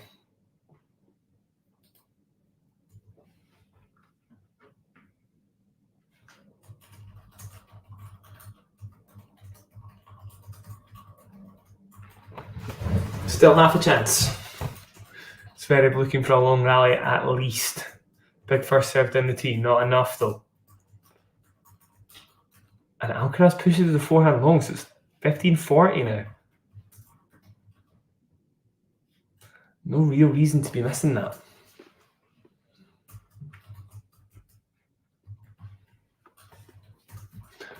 That's this kind of first serve weakness we're talking about as well. 186 down the tee isn't going to cut it probably.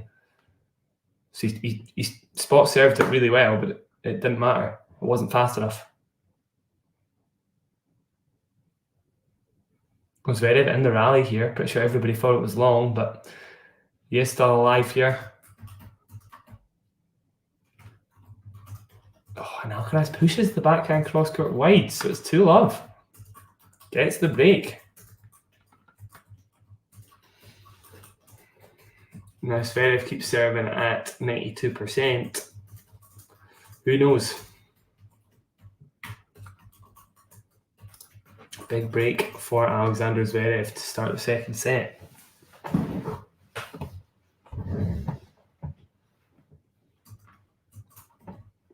we're talking about Zverev being a confidence player. Momentum like this is going to help his first serve percent. Well, his first serve performance a lot. His first serve percentage has been absolutely fine. Or it should do, as he misses his first serve of this third service game.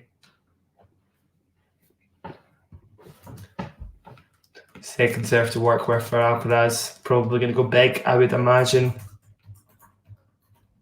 He does go big.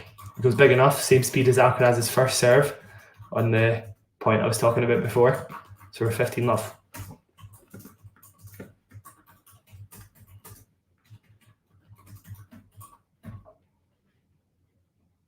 It's pretty good. Yeah, you look at the breakpoint saved percentage as well, 4 out of 5. Despite the fact he's lost the first set, he is playing pretty well. And again, talking about confidence, he's just getting better and better on serve now. So 2-love, 30-love. Has won 9 of the last 10 points.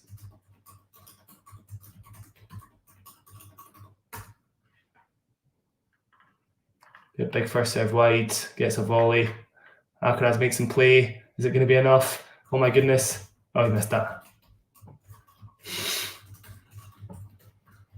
I thought that was going to be one of those Alcaraz worldies there, but it wasn't quite enough.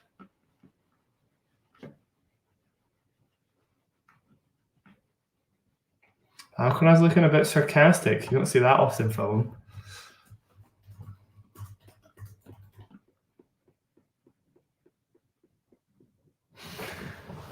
Zverev surely closing out the service game here. 40-love, big first serve down the tee, ace, there we go. And he is up 3-love in the second set.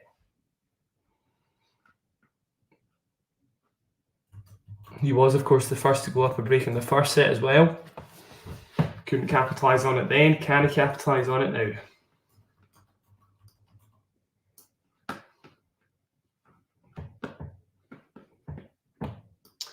Anybody in the chat got some slam predictions for next year? Would love to hear them. Maybe something a bit outlandish. Why not? Quarantine Mute winning the French Open, perhaps. I wouldn't go for anything too outlandish myself. It's got to be Novak at the Australian Open, of course. Why on earth would you choose anybody else? I think the French is probably the most interesting. You know, does Rafa make one last hurrah? Is anybody really banking on that? Is anybody really counting him out, though? I mean, you'd be stupid to count out Rafa at the French Open, wouldn't you? And then besides that, I don't know. The French Open always feels like one of the most open ones. Ironically, obviously, when Nadal was there, I always felt like Nadal was going to win. But otherwise, ADF to win a slam. He actually played so well against Novak last year at the French Open. That was a great match. I mean, it was 2 tie breaks and straight sets, but it was, still an amazing performance. Maybe a quarterfinalist again, of course. He's been to the quarterfinals once before. Could do it for a second time.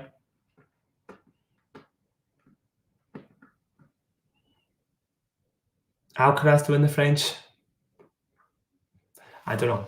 I don't know how much. Well, he could win the French. He could win the French. I've kind of downplayed his chances on clay quite often. I do feel like he's better on a faster court, or kind of semi-fast, not too fast. Sometimes when it gets a little too slow, players like Zverev, Djokovic, Medvedev, these guys that have better rally temperament can be a little tricky to beat. Obviously, Medvedev on clay, maybe not the best example, but you get my point. Zverev beat him at the French Open. Djokovic beat him at the French Open.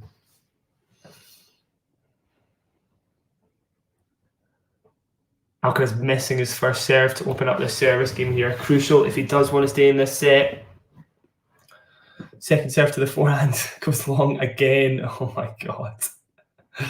That's so funny. Zverev's absolutely livid. We've seen that rather tame play over and over again in this match.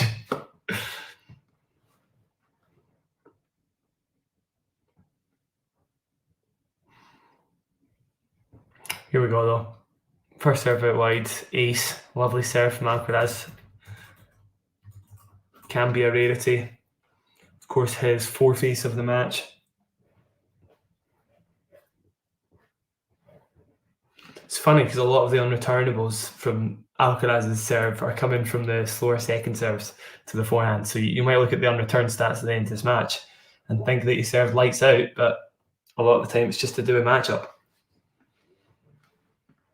That one wasn't to do with matchup though, as he nails a first serve down the tee. So 40-love now. Hubie to win Wimbledon. That's a good shout. I love that. That's more like it. Hubie could totally win Wimbledon. Where did he get to this year though? It was last year that he lost to ADF in the first round, right? Can't remember where he got to this year. He must have got pretty far, right? It'll come back to me. Oh, he lost to Novak. He lost to Novak in a very, very, very close match, didn't he? Straight sets again, but it was a close match. In fact, it was very similar to the ADF one in that he lost to tie breaks, right? And he could have won either of them, both of them. Or, maybe won the third. Very close though. Nah, I feel like it was straight sets, John. It was a close match, but I do feel like Novak won it in straight sets. Oh, Alcaraz moving early for the serve. Obviously felt like he had a read on it. And then it went out wide for a clean ace. You never want to see that. Or you do want to see that as your opponent, as the opponent, obviously. Just hitting the spot is going to be enough for Zverev if Alcaraz continues to do that, which he doesn't there, to be fair. Although Zverev's been going tee so often in the ad court, like why not make a move for it a couple of times? Yeah, he definitely had a set point in the first set. And I think he was up a mini break in the second one as well. Oh, Alcaraz, that's loose. Come on. Easy return, 30 love.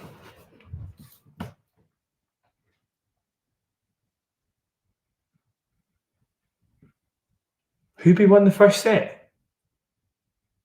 No.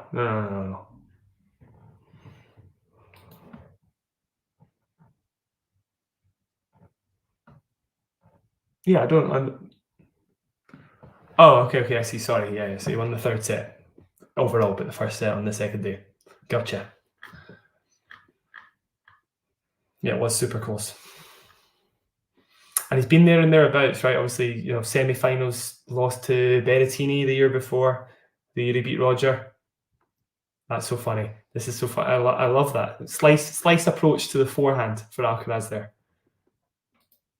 It was a tame slice as well. Didn't set that low. It's almost quite mocking, isn't it? Coming in off a slice to your opponent's forehand.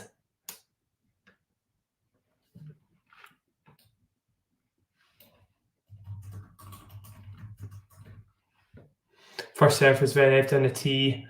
Alcaraz with a chip return. Is that enough? Is he going to make the pass there? No, not quite. Not enough on it, so it's 40-15.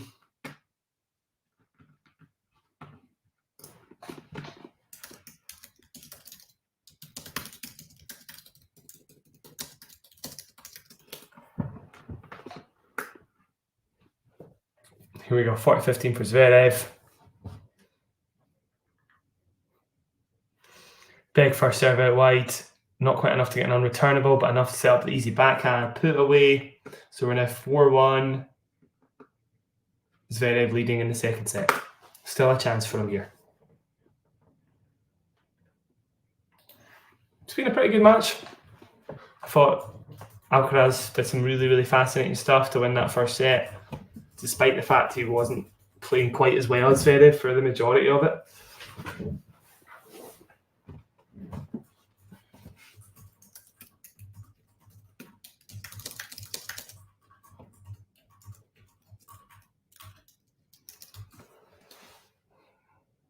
And the second set's been interesting as well. Good to see Zverev actually mounting a fight back here.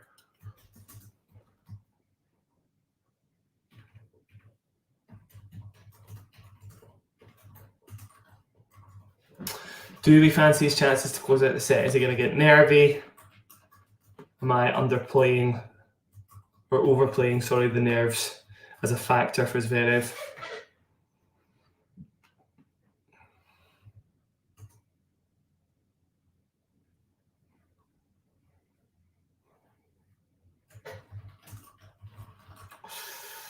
(4-1).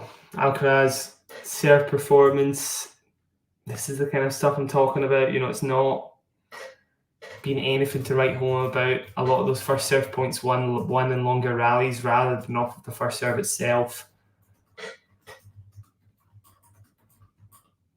Yeah, Zverev's definitely served better than Alcaraz so far. And I would imagine now, probably certainly, Zverev's won the most points in the match. He has, by 6 points, which is quite a margin.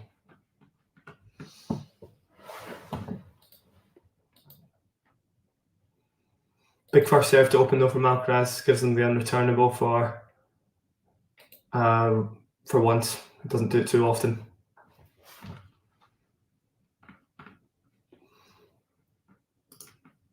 Can he do the same thing here?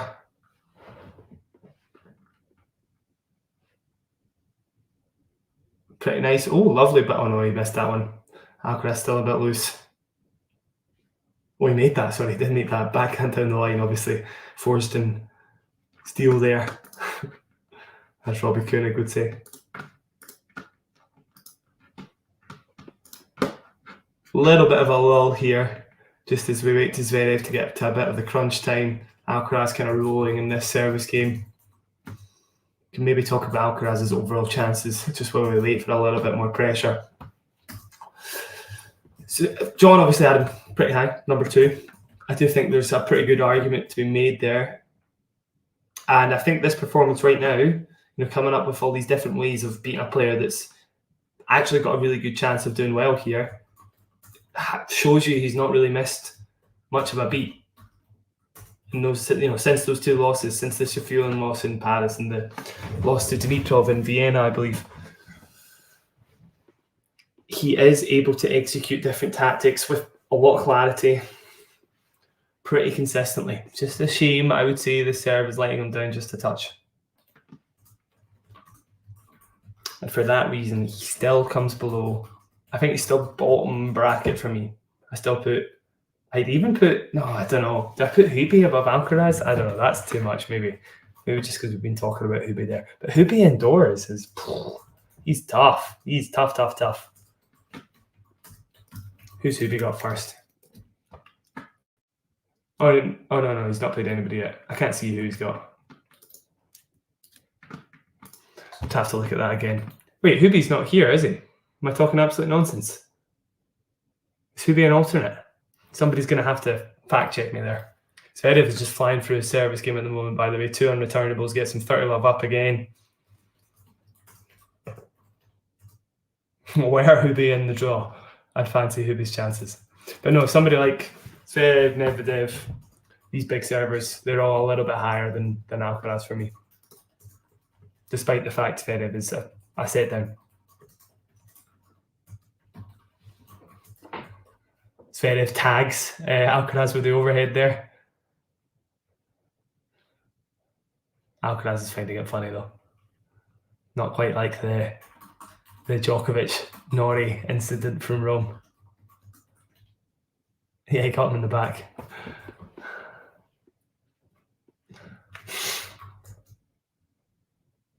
Alcaraz is always laughing about it. Honestly, he's fun to watch. He's got a good attitude on court, regardless of what's happening. Big first serve out wide. Again, Zverev holds to love. 5-2. This set just about done and dusted. Zverev saying sorry again for tagging Alcaraz. Can he close out the set? Probably, actually. He's playing with a lot of confidence. Don't think he'll be feeling much nerves closing out the second set. Might be a little different when we get to the third. Talking about tactics, though, I guess. Well, we've got a wee lull. A lot of the tactics coming in the form of where Zverev is placing his serve, I should say. He's trying to vary it, but also he's like I was touching on that in the ad court, he's going down the tee a lot with his first serve, because that's the kind of weaker return. It's not the weaker return one of Alcaraz, but it's the one that gives you more unreturnables. Whereas he gets into the point a bit more with his backhand, even if it's not quite as strong. So it'll be interesting to see again if Alcaraz keeps leaning over there or not, if he keeps leaning over there on break points, because that's where Zverev's went. Like literally, I think every single break point he's had to save in the ad court, he's went into the tee. And for Alcaraz, the tactics have been very, very, very interesting. Loads of slices, loads of approaches to the net at weird and wonderful times. Drop shots aren't a tactic unique to Zverev, but they've been interesting to watch.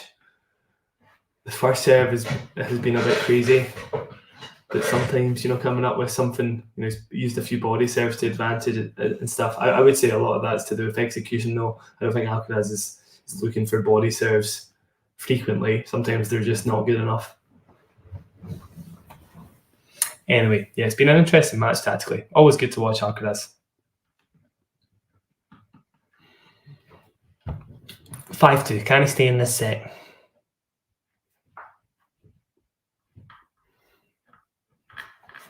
Yeah, I'll just make a little shout out there. WTA Weekly coming up in 3 hours' time. John, are you in Seville at the moment? John is in Seville at the moment. And Nick is as well.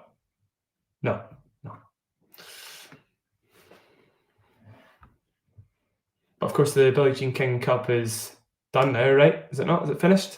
Yeah, Canada won. Yeah. I didn't actually catch the final, but I would imagine that's got to be Layla and Bianca probably. Can't think of any. No. Well, who am I forgetting? I'll come back to me. Don't tell me. Wait, did Eugenie Bouchard play? Did she play? I don't know. I might be getting that wrong. I feel like I saw that somewhere.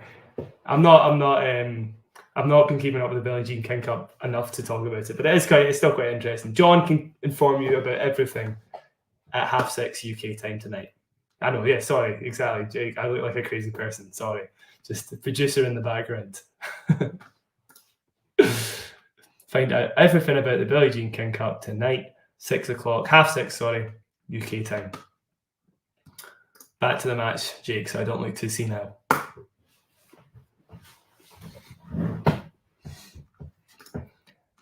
Alcaraz 15-0 here, could easily be a break. Again, he's given it Zverev a lot of chances here, not quite doing enough damage with the first serve, consistently putting it long.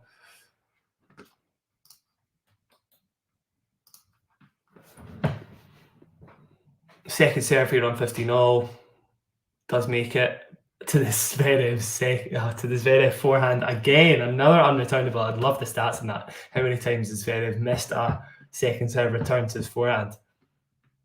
It's almost comical at this point.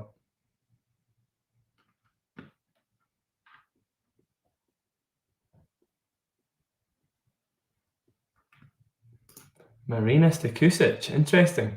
I missed that story. I've got to tune in, John. Got to find out what's going on.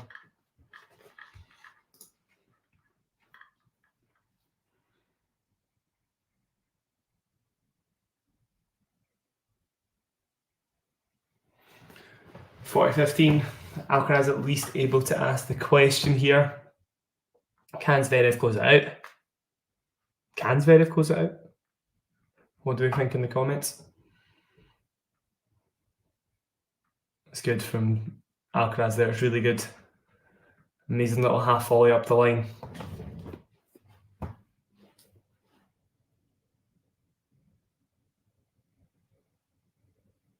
It's actually insane.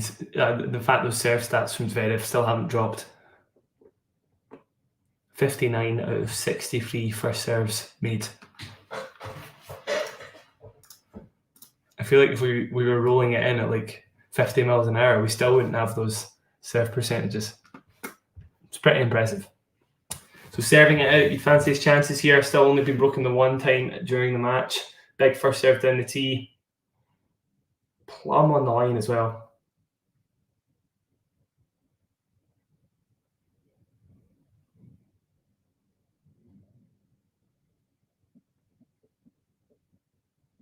So that is 15 love. And again, here we go. Can Alcaraz get his teeth into this one? Goes down the tee. Alcaraz ready for it though, as I was suggesting. He's went there a lot of times, but he couldn't quite do enough with it. It was a little bit too much quality on it. So it is 30 love now.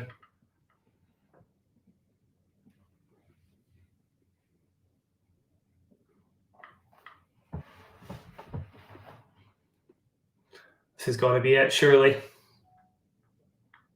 17 out of 19 first serve points won in this second set. So Zverev, when he is landing it, he's doing more than a little bit of damage.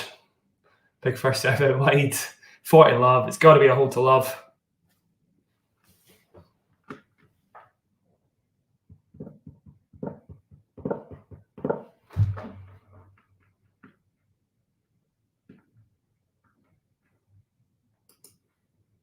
Yeah, it's tough to say now.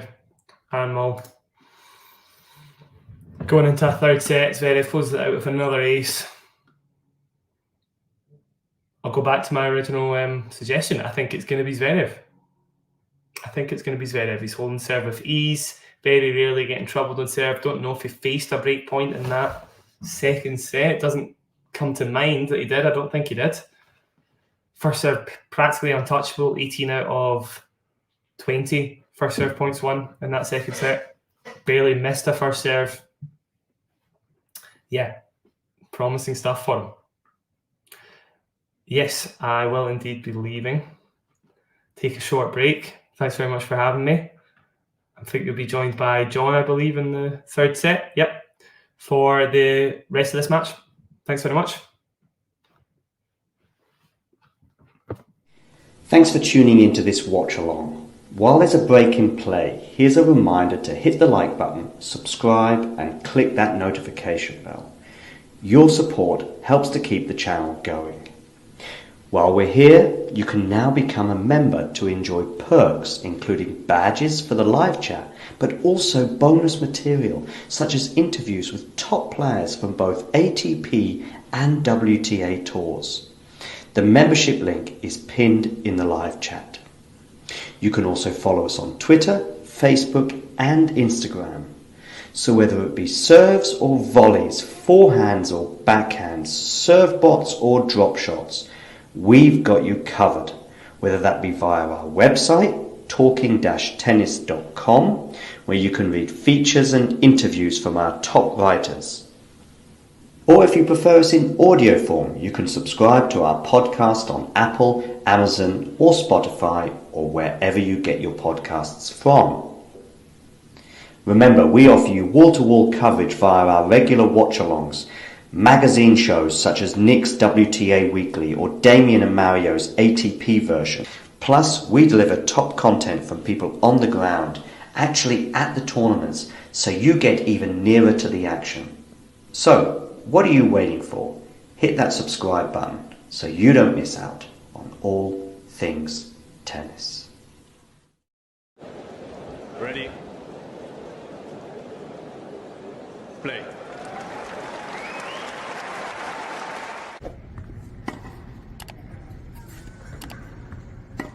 And now here I go right.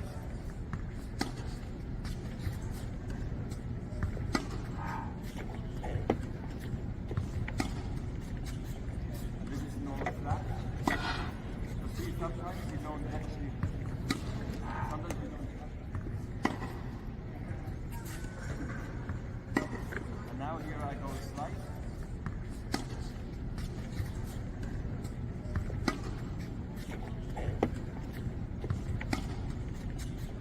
And this is normal flat. So see, sometimes you don't actually, sometimes you don't.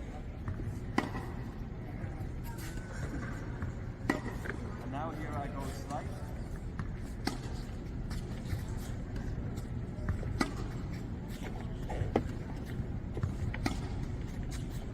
And this is normal flat. So see, sometimes you don't actually, sometimes you don't. If you enjoyed this video, make sure you hit that like button. Don't forget to subscribe and click that notification bell so you don't miss out on all things tennis.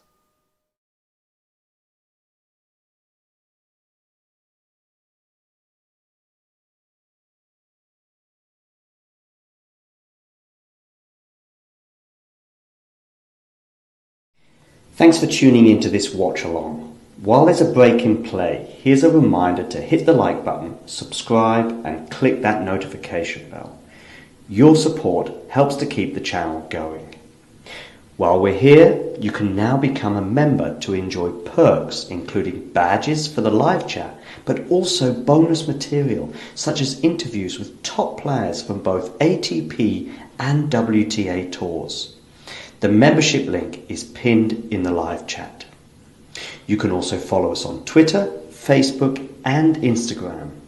So whether it be serves or volleys, forehands or backhands, serve bots or drop shots, we've got you covered. Whether that be via our website, talking-tennis.com, where you can read features and interviews from our top writers. Or if you prefer us in audio form, you can subscribe to our podcast on Apple, Amazon or Spotify or wherever you get your podcasts from. Remember, we offer you wall-to-wall coverage via our regular watch-alongs, magazine shows such as Nick's WTA Weekly or Damien and Mario's ATP version.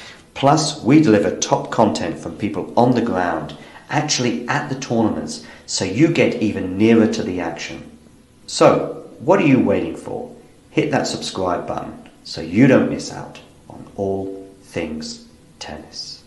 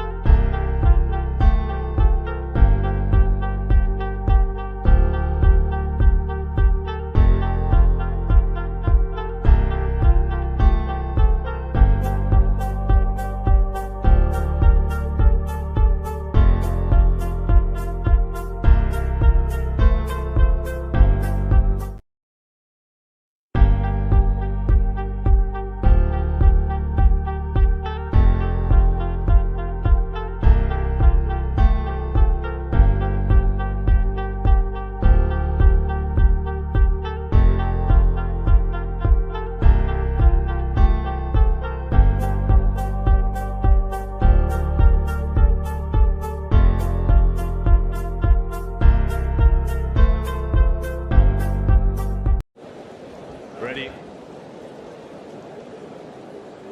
Play.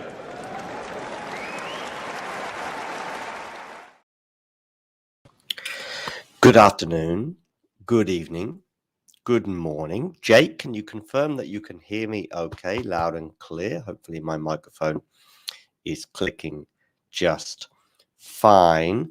I have no idea who Vince McMahon is, by the way, Jake, so you're going to have to fill me in on that.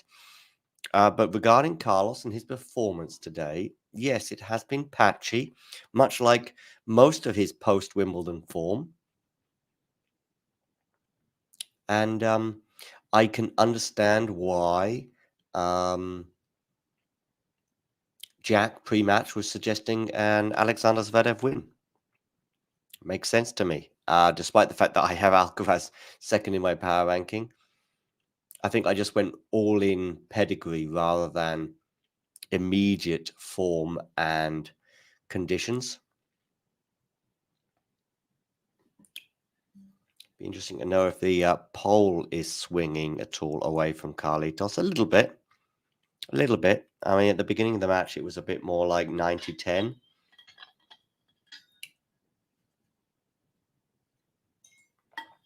As Zverev steps up to serve at 1-2. Of course, serving second in this match will mean, on this set, sorry, will mean a little bit more pressure on the German.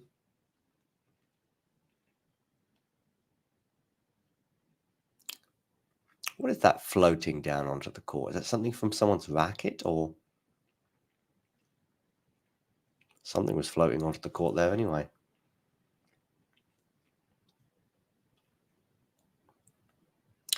Anyway, we're at 15 love here on the Zverev serve.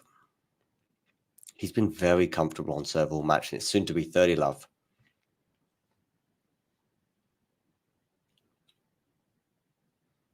I say comfortable on serve all match. He was broken once in the first set to love as well. But of course, as Jack was highlighting, that that first serve percentage from Sasha has been insane today.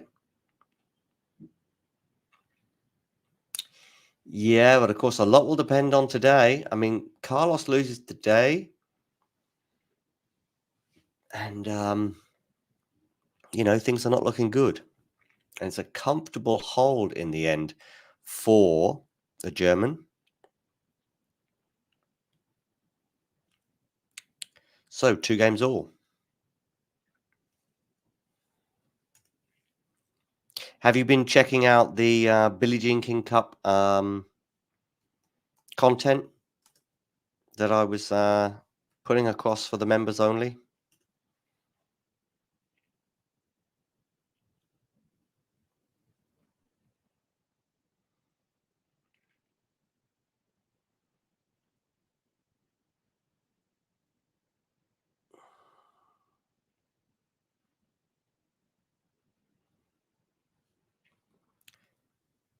Okay, so big service game this now for Carlitos.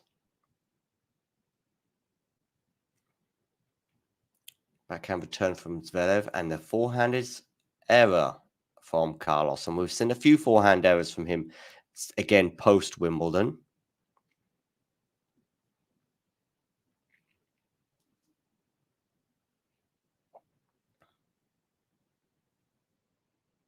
It's been the forehand that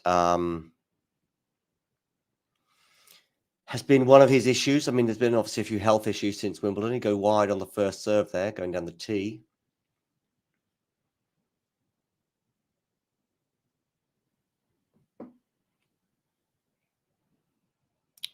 Backhand is loose, though, from Zverev, although a couple of loose shots in there from Carlos, too, a bit short.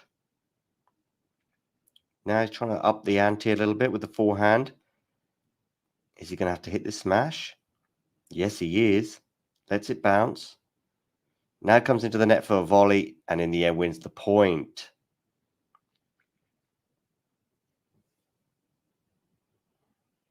It's anything but comfortable at the moment, though, for Carlos, that's for sure.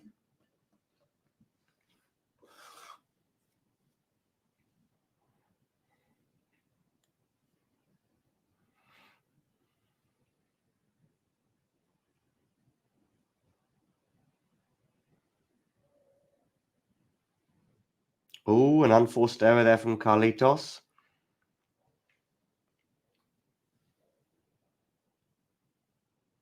Nerlan. Yeah, Ghosty was with us, but he had to zoom off.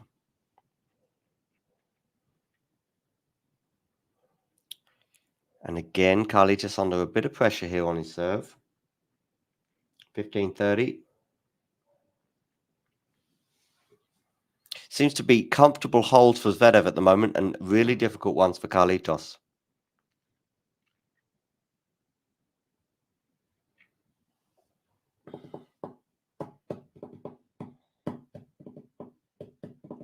But he gets away one there. So he's at 30 all.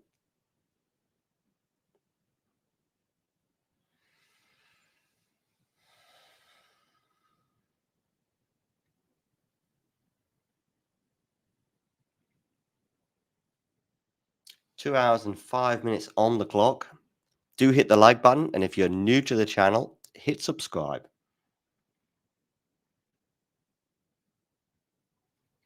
Forehand Carlos, forehand Zverev. Zverev comes into the net, but he doesn't need to hit it. We've got a break point, have we? Now for Alexander Zverev.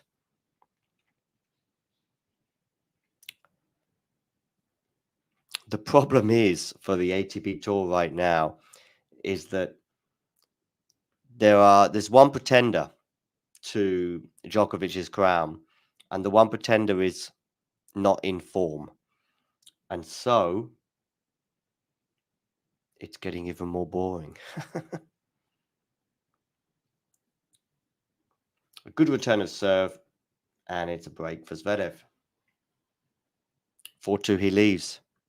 Or 3-2, sorry, he leads with a break.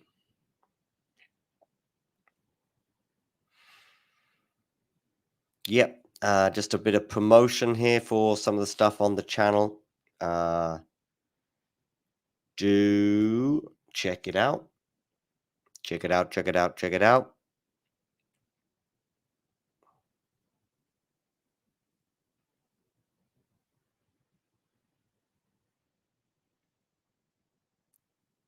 We have all of this stuff I'm going to show you right now. Just give me a second.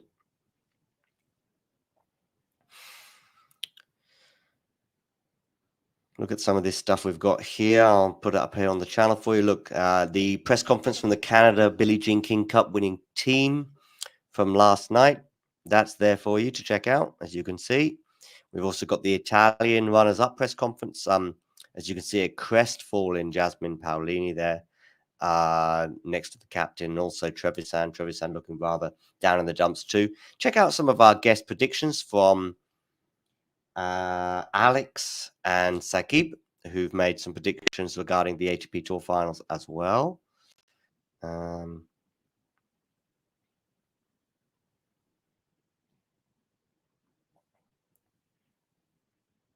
And yeah, Rebecca Massaro. That was a members only press conference though I put up. Zidansek was pretty frustrated after Slovenia's exit at the semi-final stage. And then more press conferences and interviews and stuff. We did an exclusive interview with Daniel Collins. Marketa Vondrousova as well. She was complaining about the situation in Cancun. Also the one-to-one there with Masarova as well. More Trevisan, Daniel Collins, Team USA, Italy and Switzerland stuff, as well as my power rankings there for these ATP finals. Well, of course, I had Carlos Alcaraz at 2, which is not looking great right now. Oh,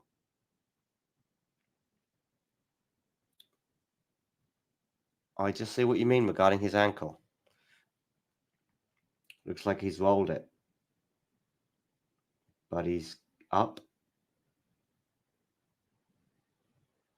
Oh dear.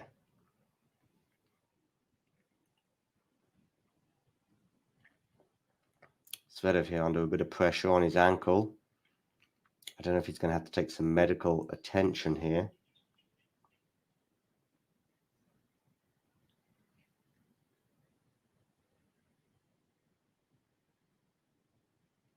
I'm just seeing him fall again.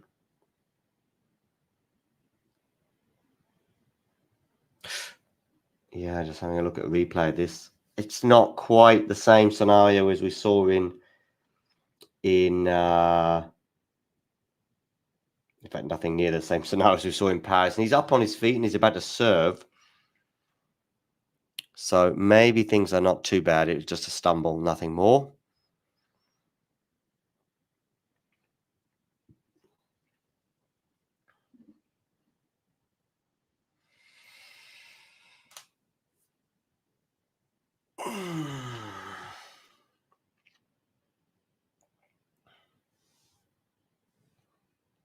Good news for Zverev and his mans.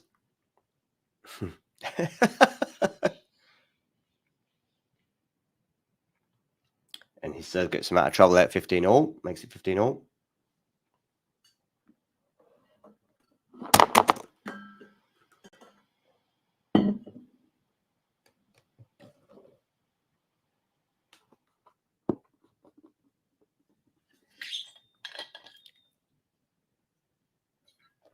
Still doesn't look super comfortable, but we'll see how this goes. 15-all. Zverev serving. 2 hours, 10 minutes on the clock. Bouncing the ball. Where are you going to go with this serve?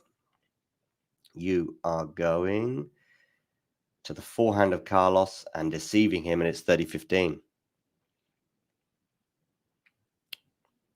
Jake, give me some Davis Cup thoughts. Can Britain do anything against Serbia?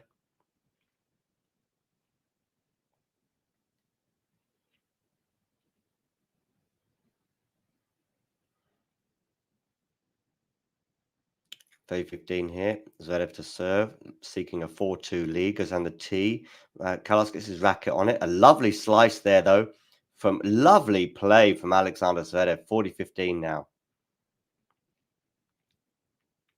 Why does he wear so many chains? Can't do him any favors.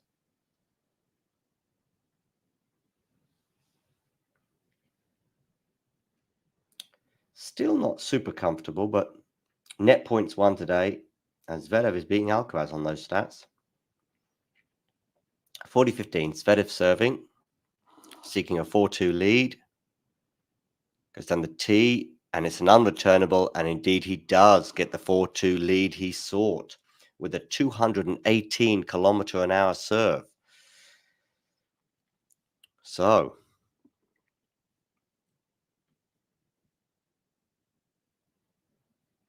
$4-2. Long way back now for Carlitos.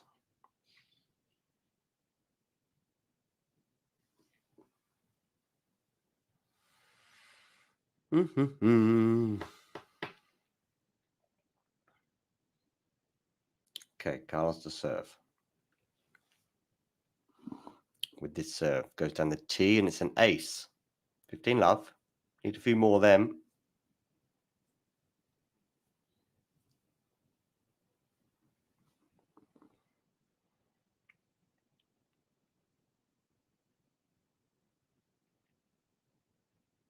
Okay, here we go. Carlos serving again into the net. So a second serve here for Zverev to look at.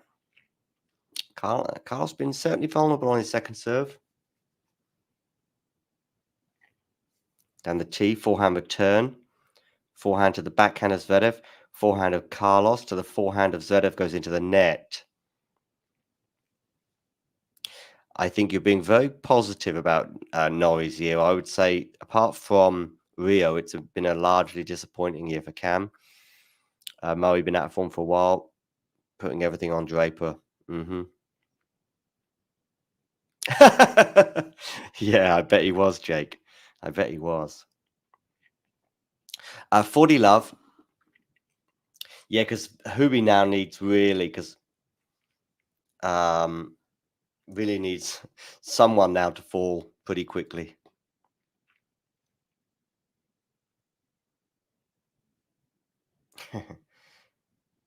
And it's a hole to love for Carlos Alcaraz as Zverev gingerly walks towards his chair.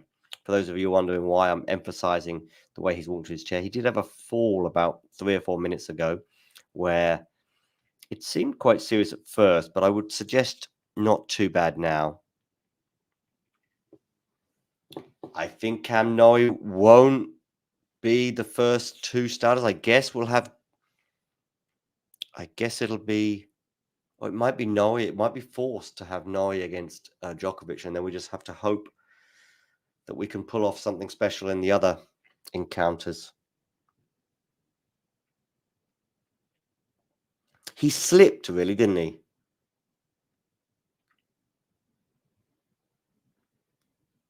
But he did put his thumb up to suggest he's okay.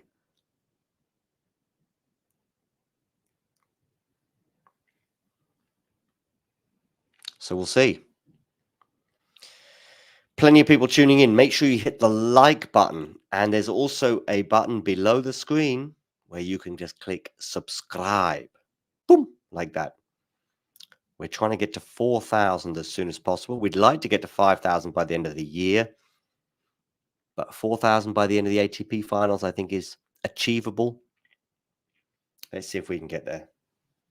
We will also have WTA Weekly coming up for you in about 2 hours from now with Nick and myself. Just over 2 hours from now, Nick and I will be doing WTA Weekly, where we will be talking all about the Billie Jean King Cup and Canada's success. And then later on this evening, we'll have Mario and Vanch bringing you the night match from Turin.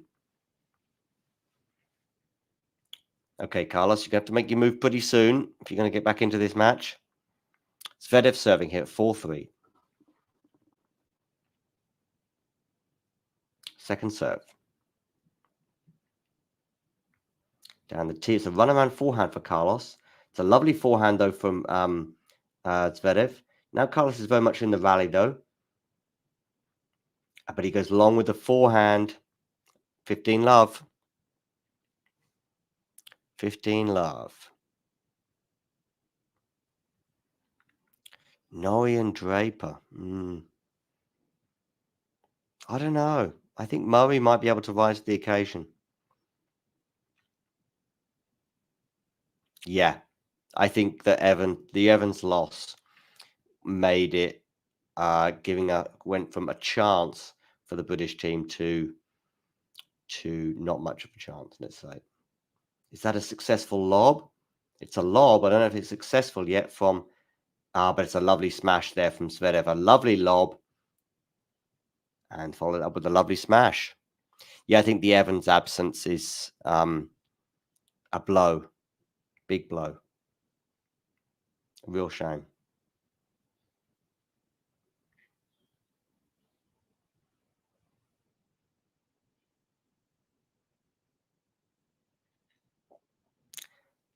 Okay, so Zverev serving here at 30 love.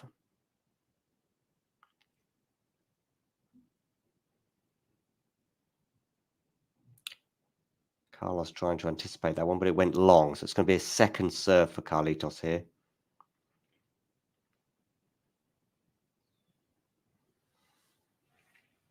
He kind of snapped. I know he won the tiebreak quite comfortably, but he kind of snatched that first set without playing that well, Alcaraz too.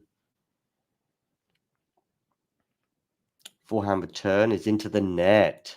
And again, it's the forehand. Alcaraz. 40 love. Sasha Zverev.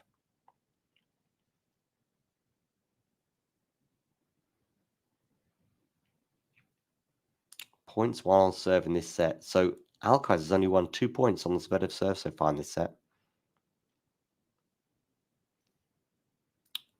Okay, and backhand return. Backhand from Zverev. Forehand Alcaraz now.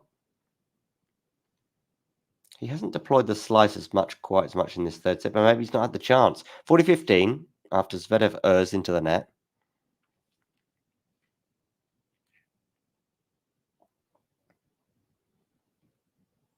Okay, Ghosty.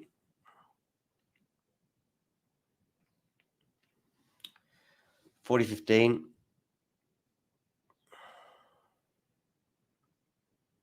Ooh, clips the net and goes wide. So a second serve here for Carlitos to look at. Jake is pleased you're back, Ghosty. He missed you.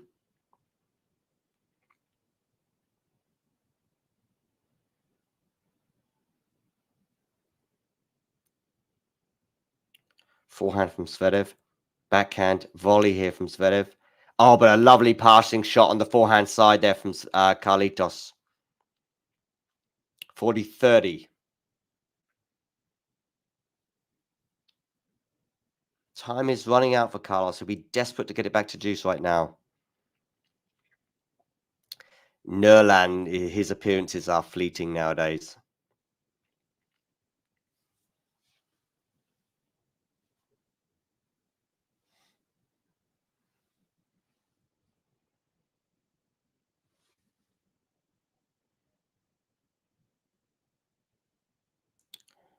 Zverev here goes down the tee. Forehand from Zverev. Carlos on the backhand now. Pretty decent. Forehand from Carlos, moving Sasha around. Forehand from Carlos. Thought about coming to the net, but didn't do it in the end. Will he regret that decision? Don't know. Run around forehand here for Carlos. Backhand slice from Carlos.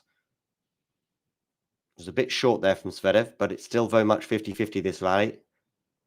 Carlos with a winning forehand down the line. Wow. Wow, wow, wow.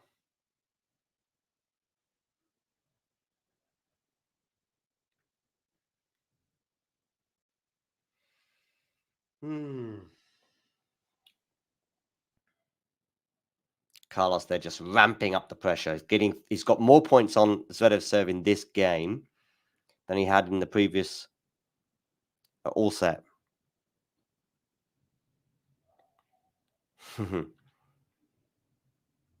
Deuce.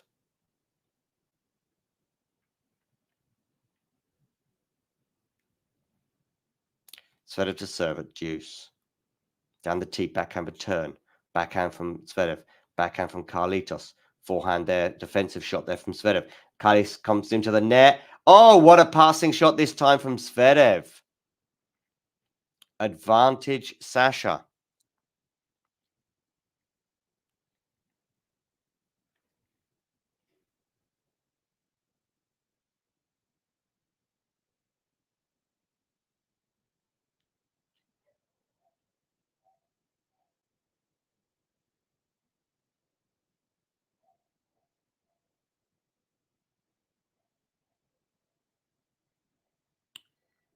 So, Zverev to serve. Game point for a 5-3 lead. Goes down the tee. It's an excellent serve, and he holds 5-3. He leads now. Alcaraz serving at 3-5, serving to stay in the match. Can he succeed? Can he hold on?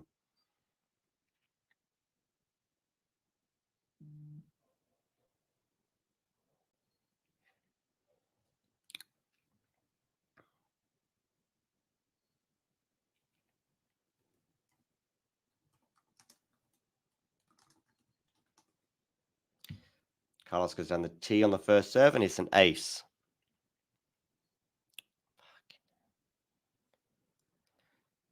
$15 love.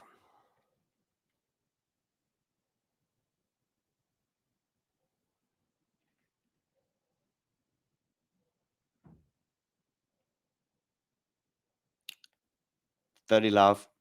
Two good first serves there from Carlitos.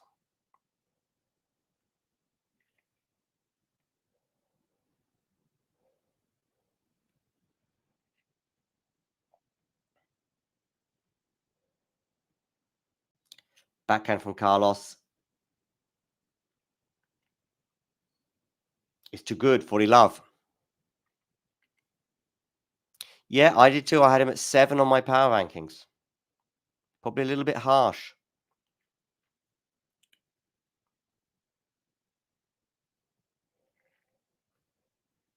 Flips the net and goes long. So second serve here for Carlos.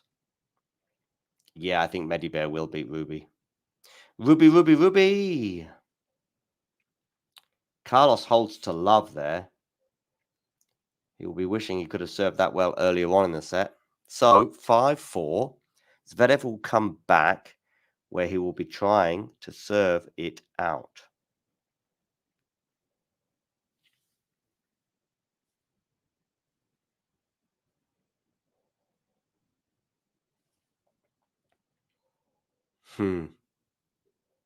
Oh, you've seen the Kaiser Chiefs, have you? Nice. See a DJ there giving it some big licks in the Turin environment. Crowd enjoying it. Hey, Stanko. Please hit the like button, Stanko, and make sure you subscribe to the channel below the screen. Just click that subscribe button.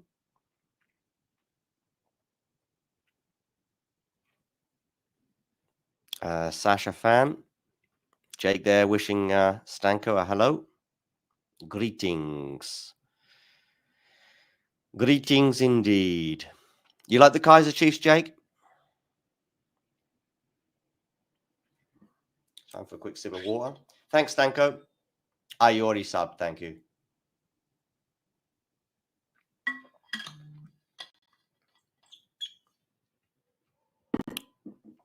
Okay.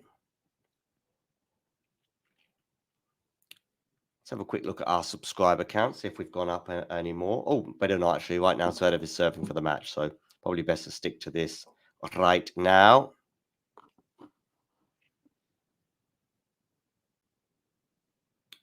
It's done the T.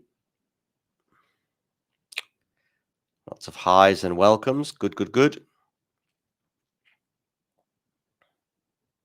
Oh, nice. Nice. Love a bit of razor light. Okay, Zverev to serve into the body of Carlos. Seems to be a good tactic. Carlos goes for the drop shot. Hasn't won in the point yet, but it has now. Love 15. Juan Carlos Ferrero remaining stoic and emotionless.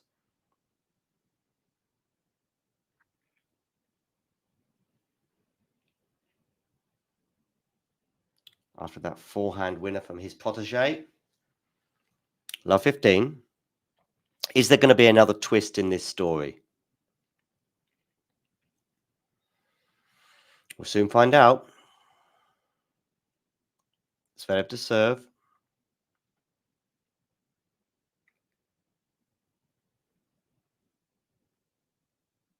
Yeah.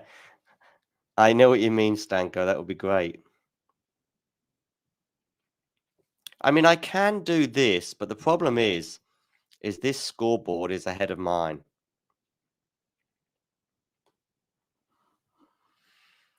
So, good first serve there from Zverev. Forehand from Carlos. To the backhand of Carlos.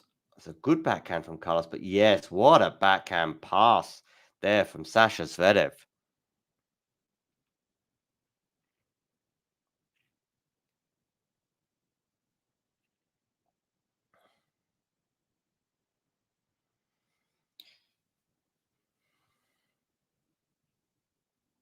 Wow, but we are now at 15:30.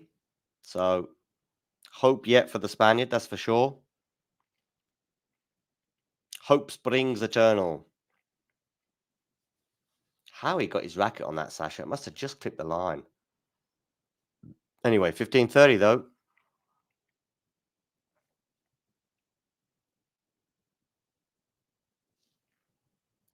Is Sasha going to be able to serve this out?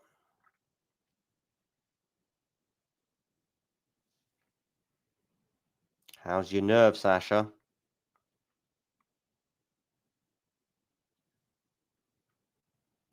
If you want to tip or see how someone else does it, this way you can learn from one another. I'm not sure what you mean, Stanko. Sorry. It's a double fault there from Sasha.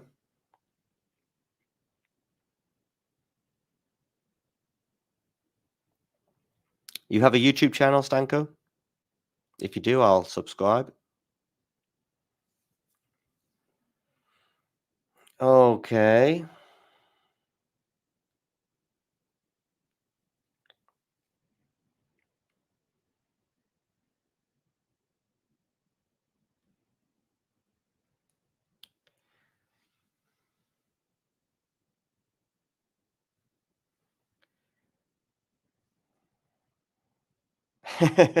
Ghosty. I'm guessing, Stanko, you're a Djokovic fan? 2 hours, 29 minutes on the clock.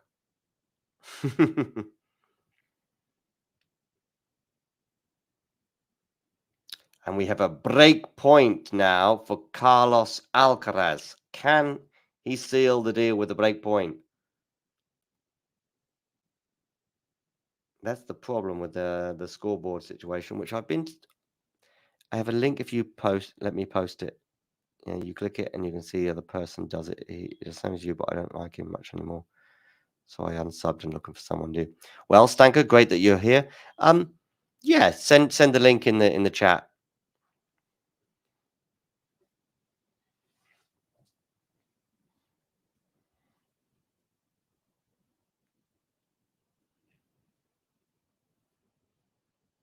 Anyway, great to have you on board. Make sure everyone who's tuning in, please do hit the like button. And if you are new to the channel, hit subscribe.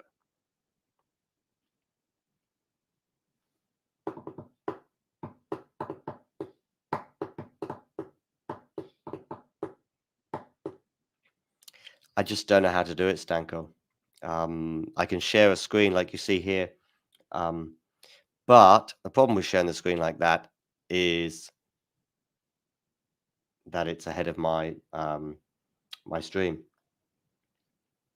As Zverev gets a match point, and Alcaraz's not great form continues, it would appear. And Zverev does indeed seal the deal. 6-4 in the third set. Stanko, it doesn't make any difference, unfortunately. I mean, I don't know how. I don't know how. I know exactly what you're talking about, Stanko, but I don't know how. Zverev, by the way, has won the match. All I can do is share a screen, but I can't pause the score, so it's in sync with my commentary, unfortunately. It's been something I've been looking for about a year. Yeah, Ghosty, I feel like that a little bit. But Stanko's happy anyway, so at least somebody's happy. Ghosty, thank you very much.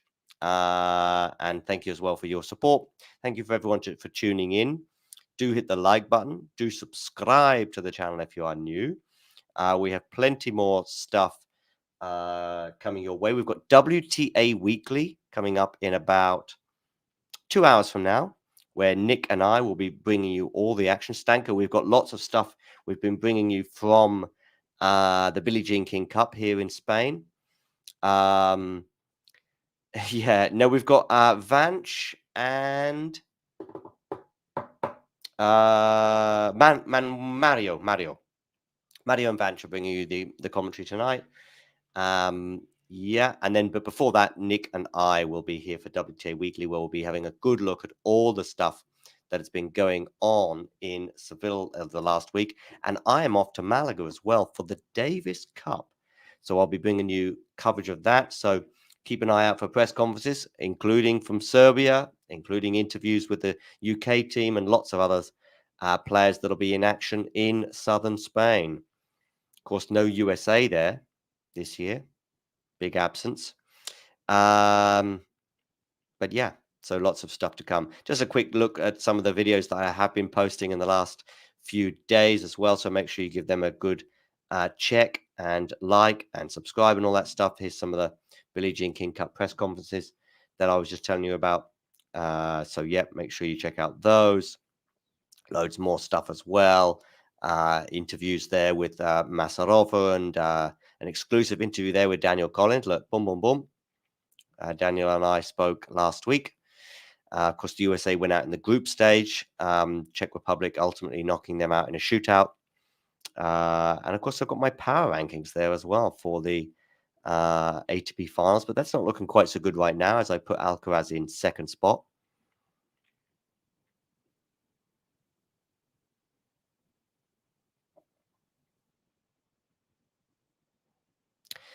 So, cool.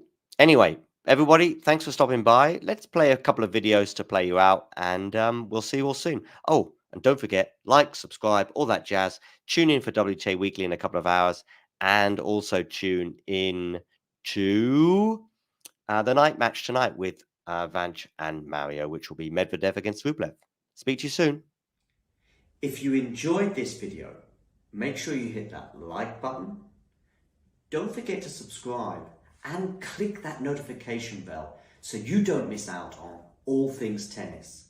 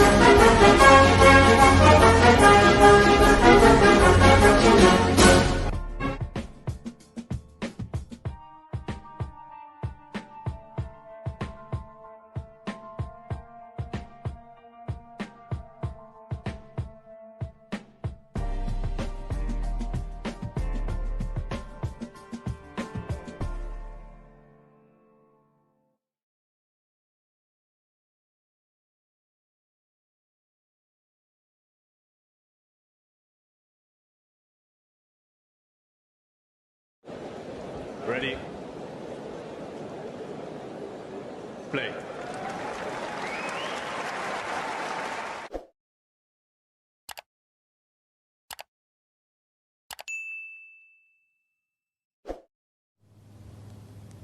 Emma Raducanu has given an interview with the BBC where she's outlined her plans to return from injury, when that will be. She's also explained what she's been up to whilst away, and she's been watching much tennis. She's also got an answer for the critics, of which, some are on social media, but also, of course, many within the media. And she's also explained which is the slam that she would most like to win. What is her ultimate dream in tennis? So as I say, the interview was given to BBC London earlier on today, where she outlined her plans to return to next season, and also how she would one day love to win Wimbledon. So she will make her return to tennis next season after struggling with injuries mainly since May. She obviously had injuries since then, but she hasn't played since May. She withdrew from the Madrid Open, I think on the eve of the tournament, to basically have some operations. She's missed 3 of the 4 Grand Slams. She did play in Australia, where she lost to Coco Gauff. And of course, just a couple of days ago, she dropped out of the world's top 200 and did confirm in this interview with BBC London that she will not be returning to the tour until next year. Britain didn't make the Billie Jean King Cup finals, which will take place in Seville in the south of Spain in November. Also, she has no hope of making the WTA finals, also in November. So she confirmed that next season will be her return to tennis. 20-year-old also said that the slams are obviously finished now, but it has been difficult to watch them go by. She was just said, "I want to stay in my lane as much as possible and keep focused on my recovery," were her exact words. The 20-year-old has been hampered though by injuries since winning that US Open title in 2021, when remarkably she managed to qualify and go all the way to the title without dropping a set in New York. She also made British #1 at one point as a result, but has not gone beyond the second round of any Grand Slam since that mesmeric, incredible run 2 years ago, when she became the first British woman in 44 years to win a major singles title since Virginia Wade. She was also asked about how she deals with criticism, and Raducanu had this to say: "The fact they are still talking about me, even though I'm not at these events, is just a compliment. Someone told me once, for example, 'Worry when they're not talking about you,'" she added. Raducanu has, of course, returned to the practice court. We did see some glimpses of her playing some short tennis in August, for example, the first time since she underwent surgery earlier on this year. And in fact, she only did play 10 matches in the first 5 months of the year. She said she does hope to return to better form and fulfill her Wimbledon dreams. "Wimbledon is the dream," she said, "and always has been growing up." Of course, she's from the UK, so it makes sense. She said, "It's the ultimate dream to win Wimbledon." Back in May, she seemed to undergo 3 successful surgeries. She said that she underwent the surgeries on both of her wrists and her ankle in a letter posted on social media. In fact, she said at the time, "It's safe to say the last 10 months, so that would have been the summer of 2022 until these surgeries in May of this year, have been difficult as I dealt with a recurring injury on a bone of both hands," she said at the time. She said she tried to manage the pain and play through it for most of the year, but in the end it was just getting too much. She was missing so much of training as well as certain tournaments anyway, that for her it made sense to go ahead with these procedures. Well, now she has confirmed that she will be back. I would imagine, therefore, for the Australian swing, maybe United Cup, end of December, beginning of January perhaps, for the 250 in New Zealand or elsewhere. And then, of course, the Australian Open. If you enjoyed this video, make sure you hit that like button. Don't forget to subscribe and click that notification bell so you don't miss out on all things tennis. Ready? Play. Cool. Hi, we are here again in Monastir. It's my first time here, but of course it's the second time that we've had the tournament here. And I'm with the president of the Tunisian Tennis Federation. Firstly, can you just introduce yourself? I'm Salma. I am doctor in sports psychology. I teach in the High University of Sports, and I am the president of Tunisian Tennis Federation. I'm also member in the board of ITF. I represent Africa. Nice. Tell me, how has it been this year, for example, compared to last year? Last year was the first version, so now you're an expert at hosting a tennis tournament. Let's say not really an expert, but this edition we have more good players compared to last year, because last year the best players was 80, and in this year we have 26, 32, and it's very, very important the level of the player, the technical level of the player. Secondly, we tried to improve a little the infrastructure. That's why we did a little village. And we get, let's say, not more sponsor, but the same sponsor. As you know, tennis is not a sport popular here in Tunisia. To get sponsor, it's not easy for us. And the majority, they want to support because they have the visibility. And such an event, because it's a WTA 250, and it's diffused in beIN and all the media. That's why we get more sponsor than last year.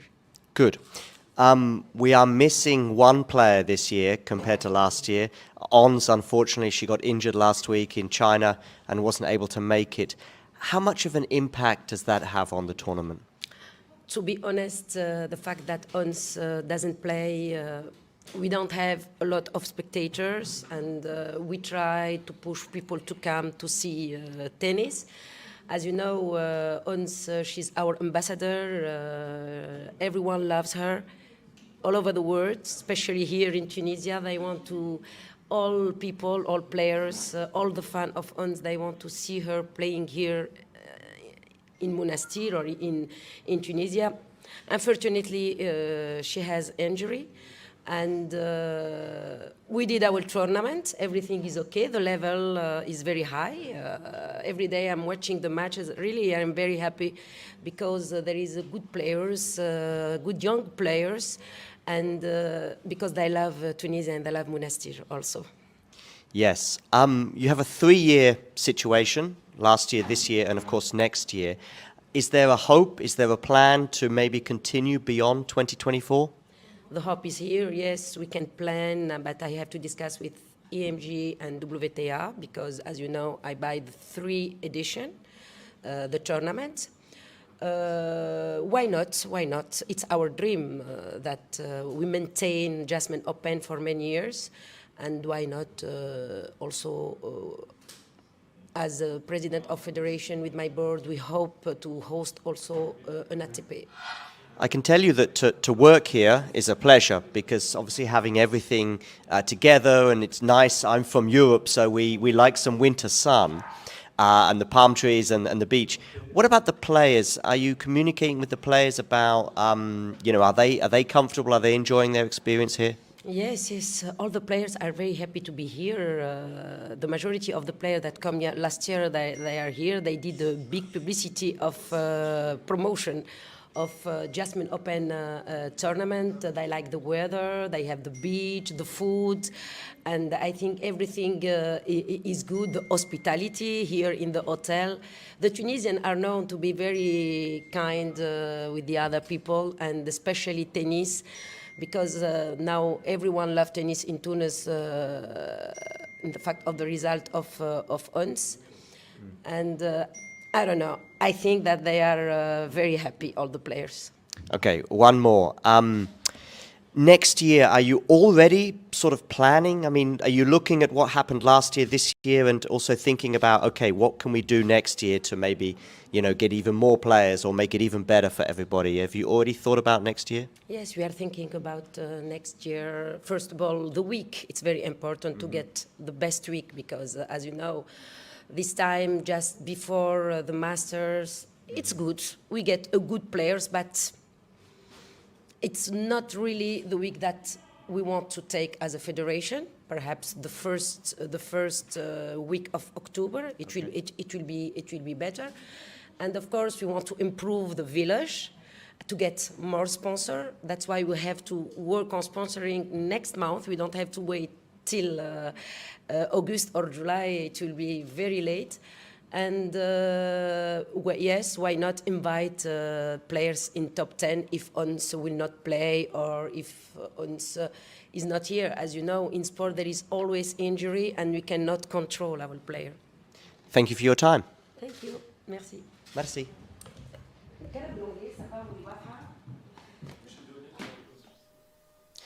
If you enjoyed this video, make sure you hit that like button. Don't forget to subscribe and click that notification bell so you don't miss out on all things tennis.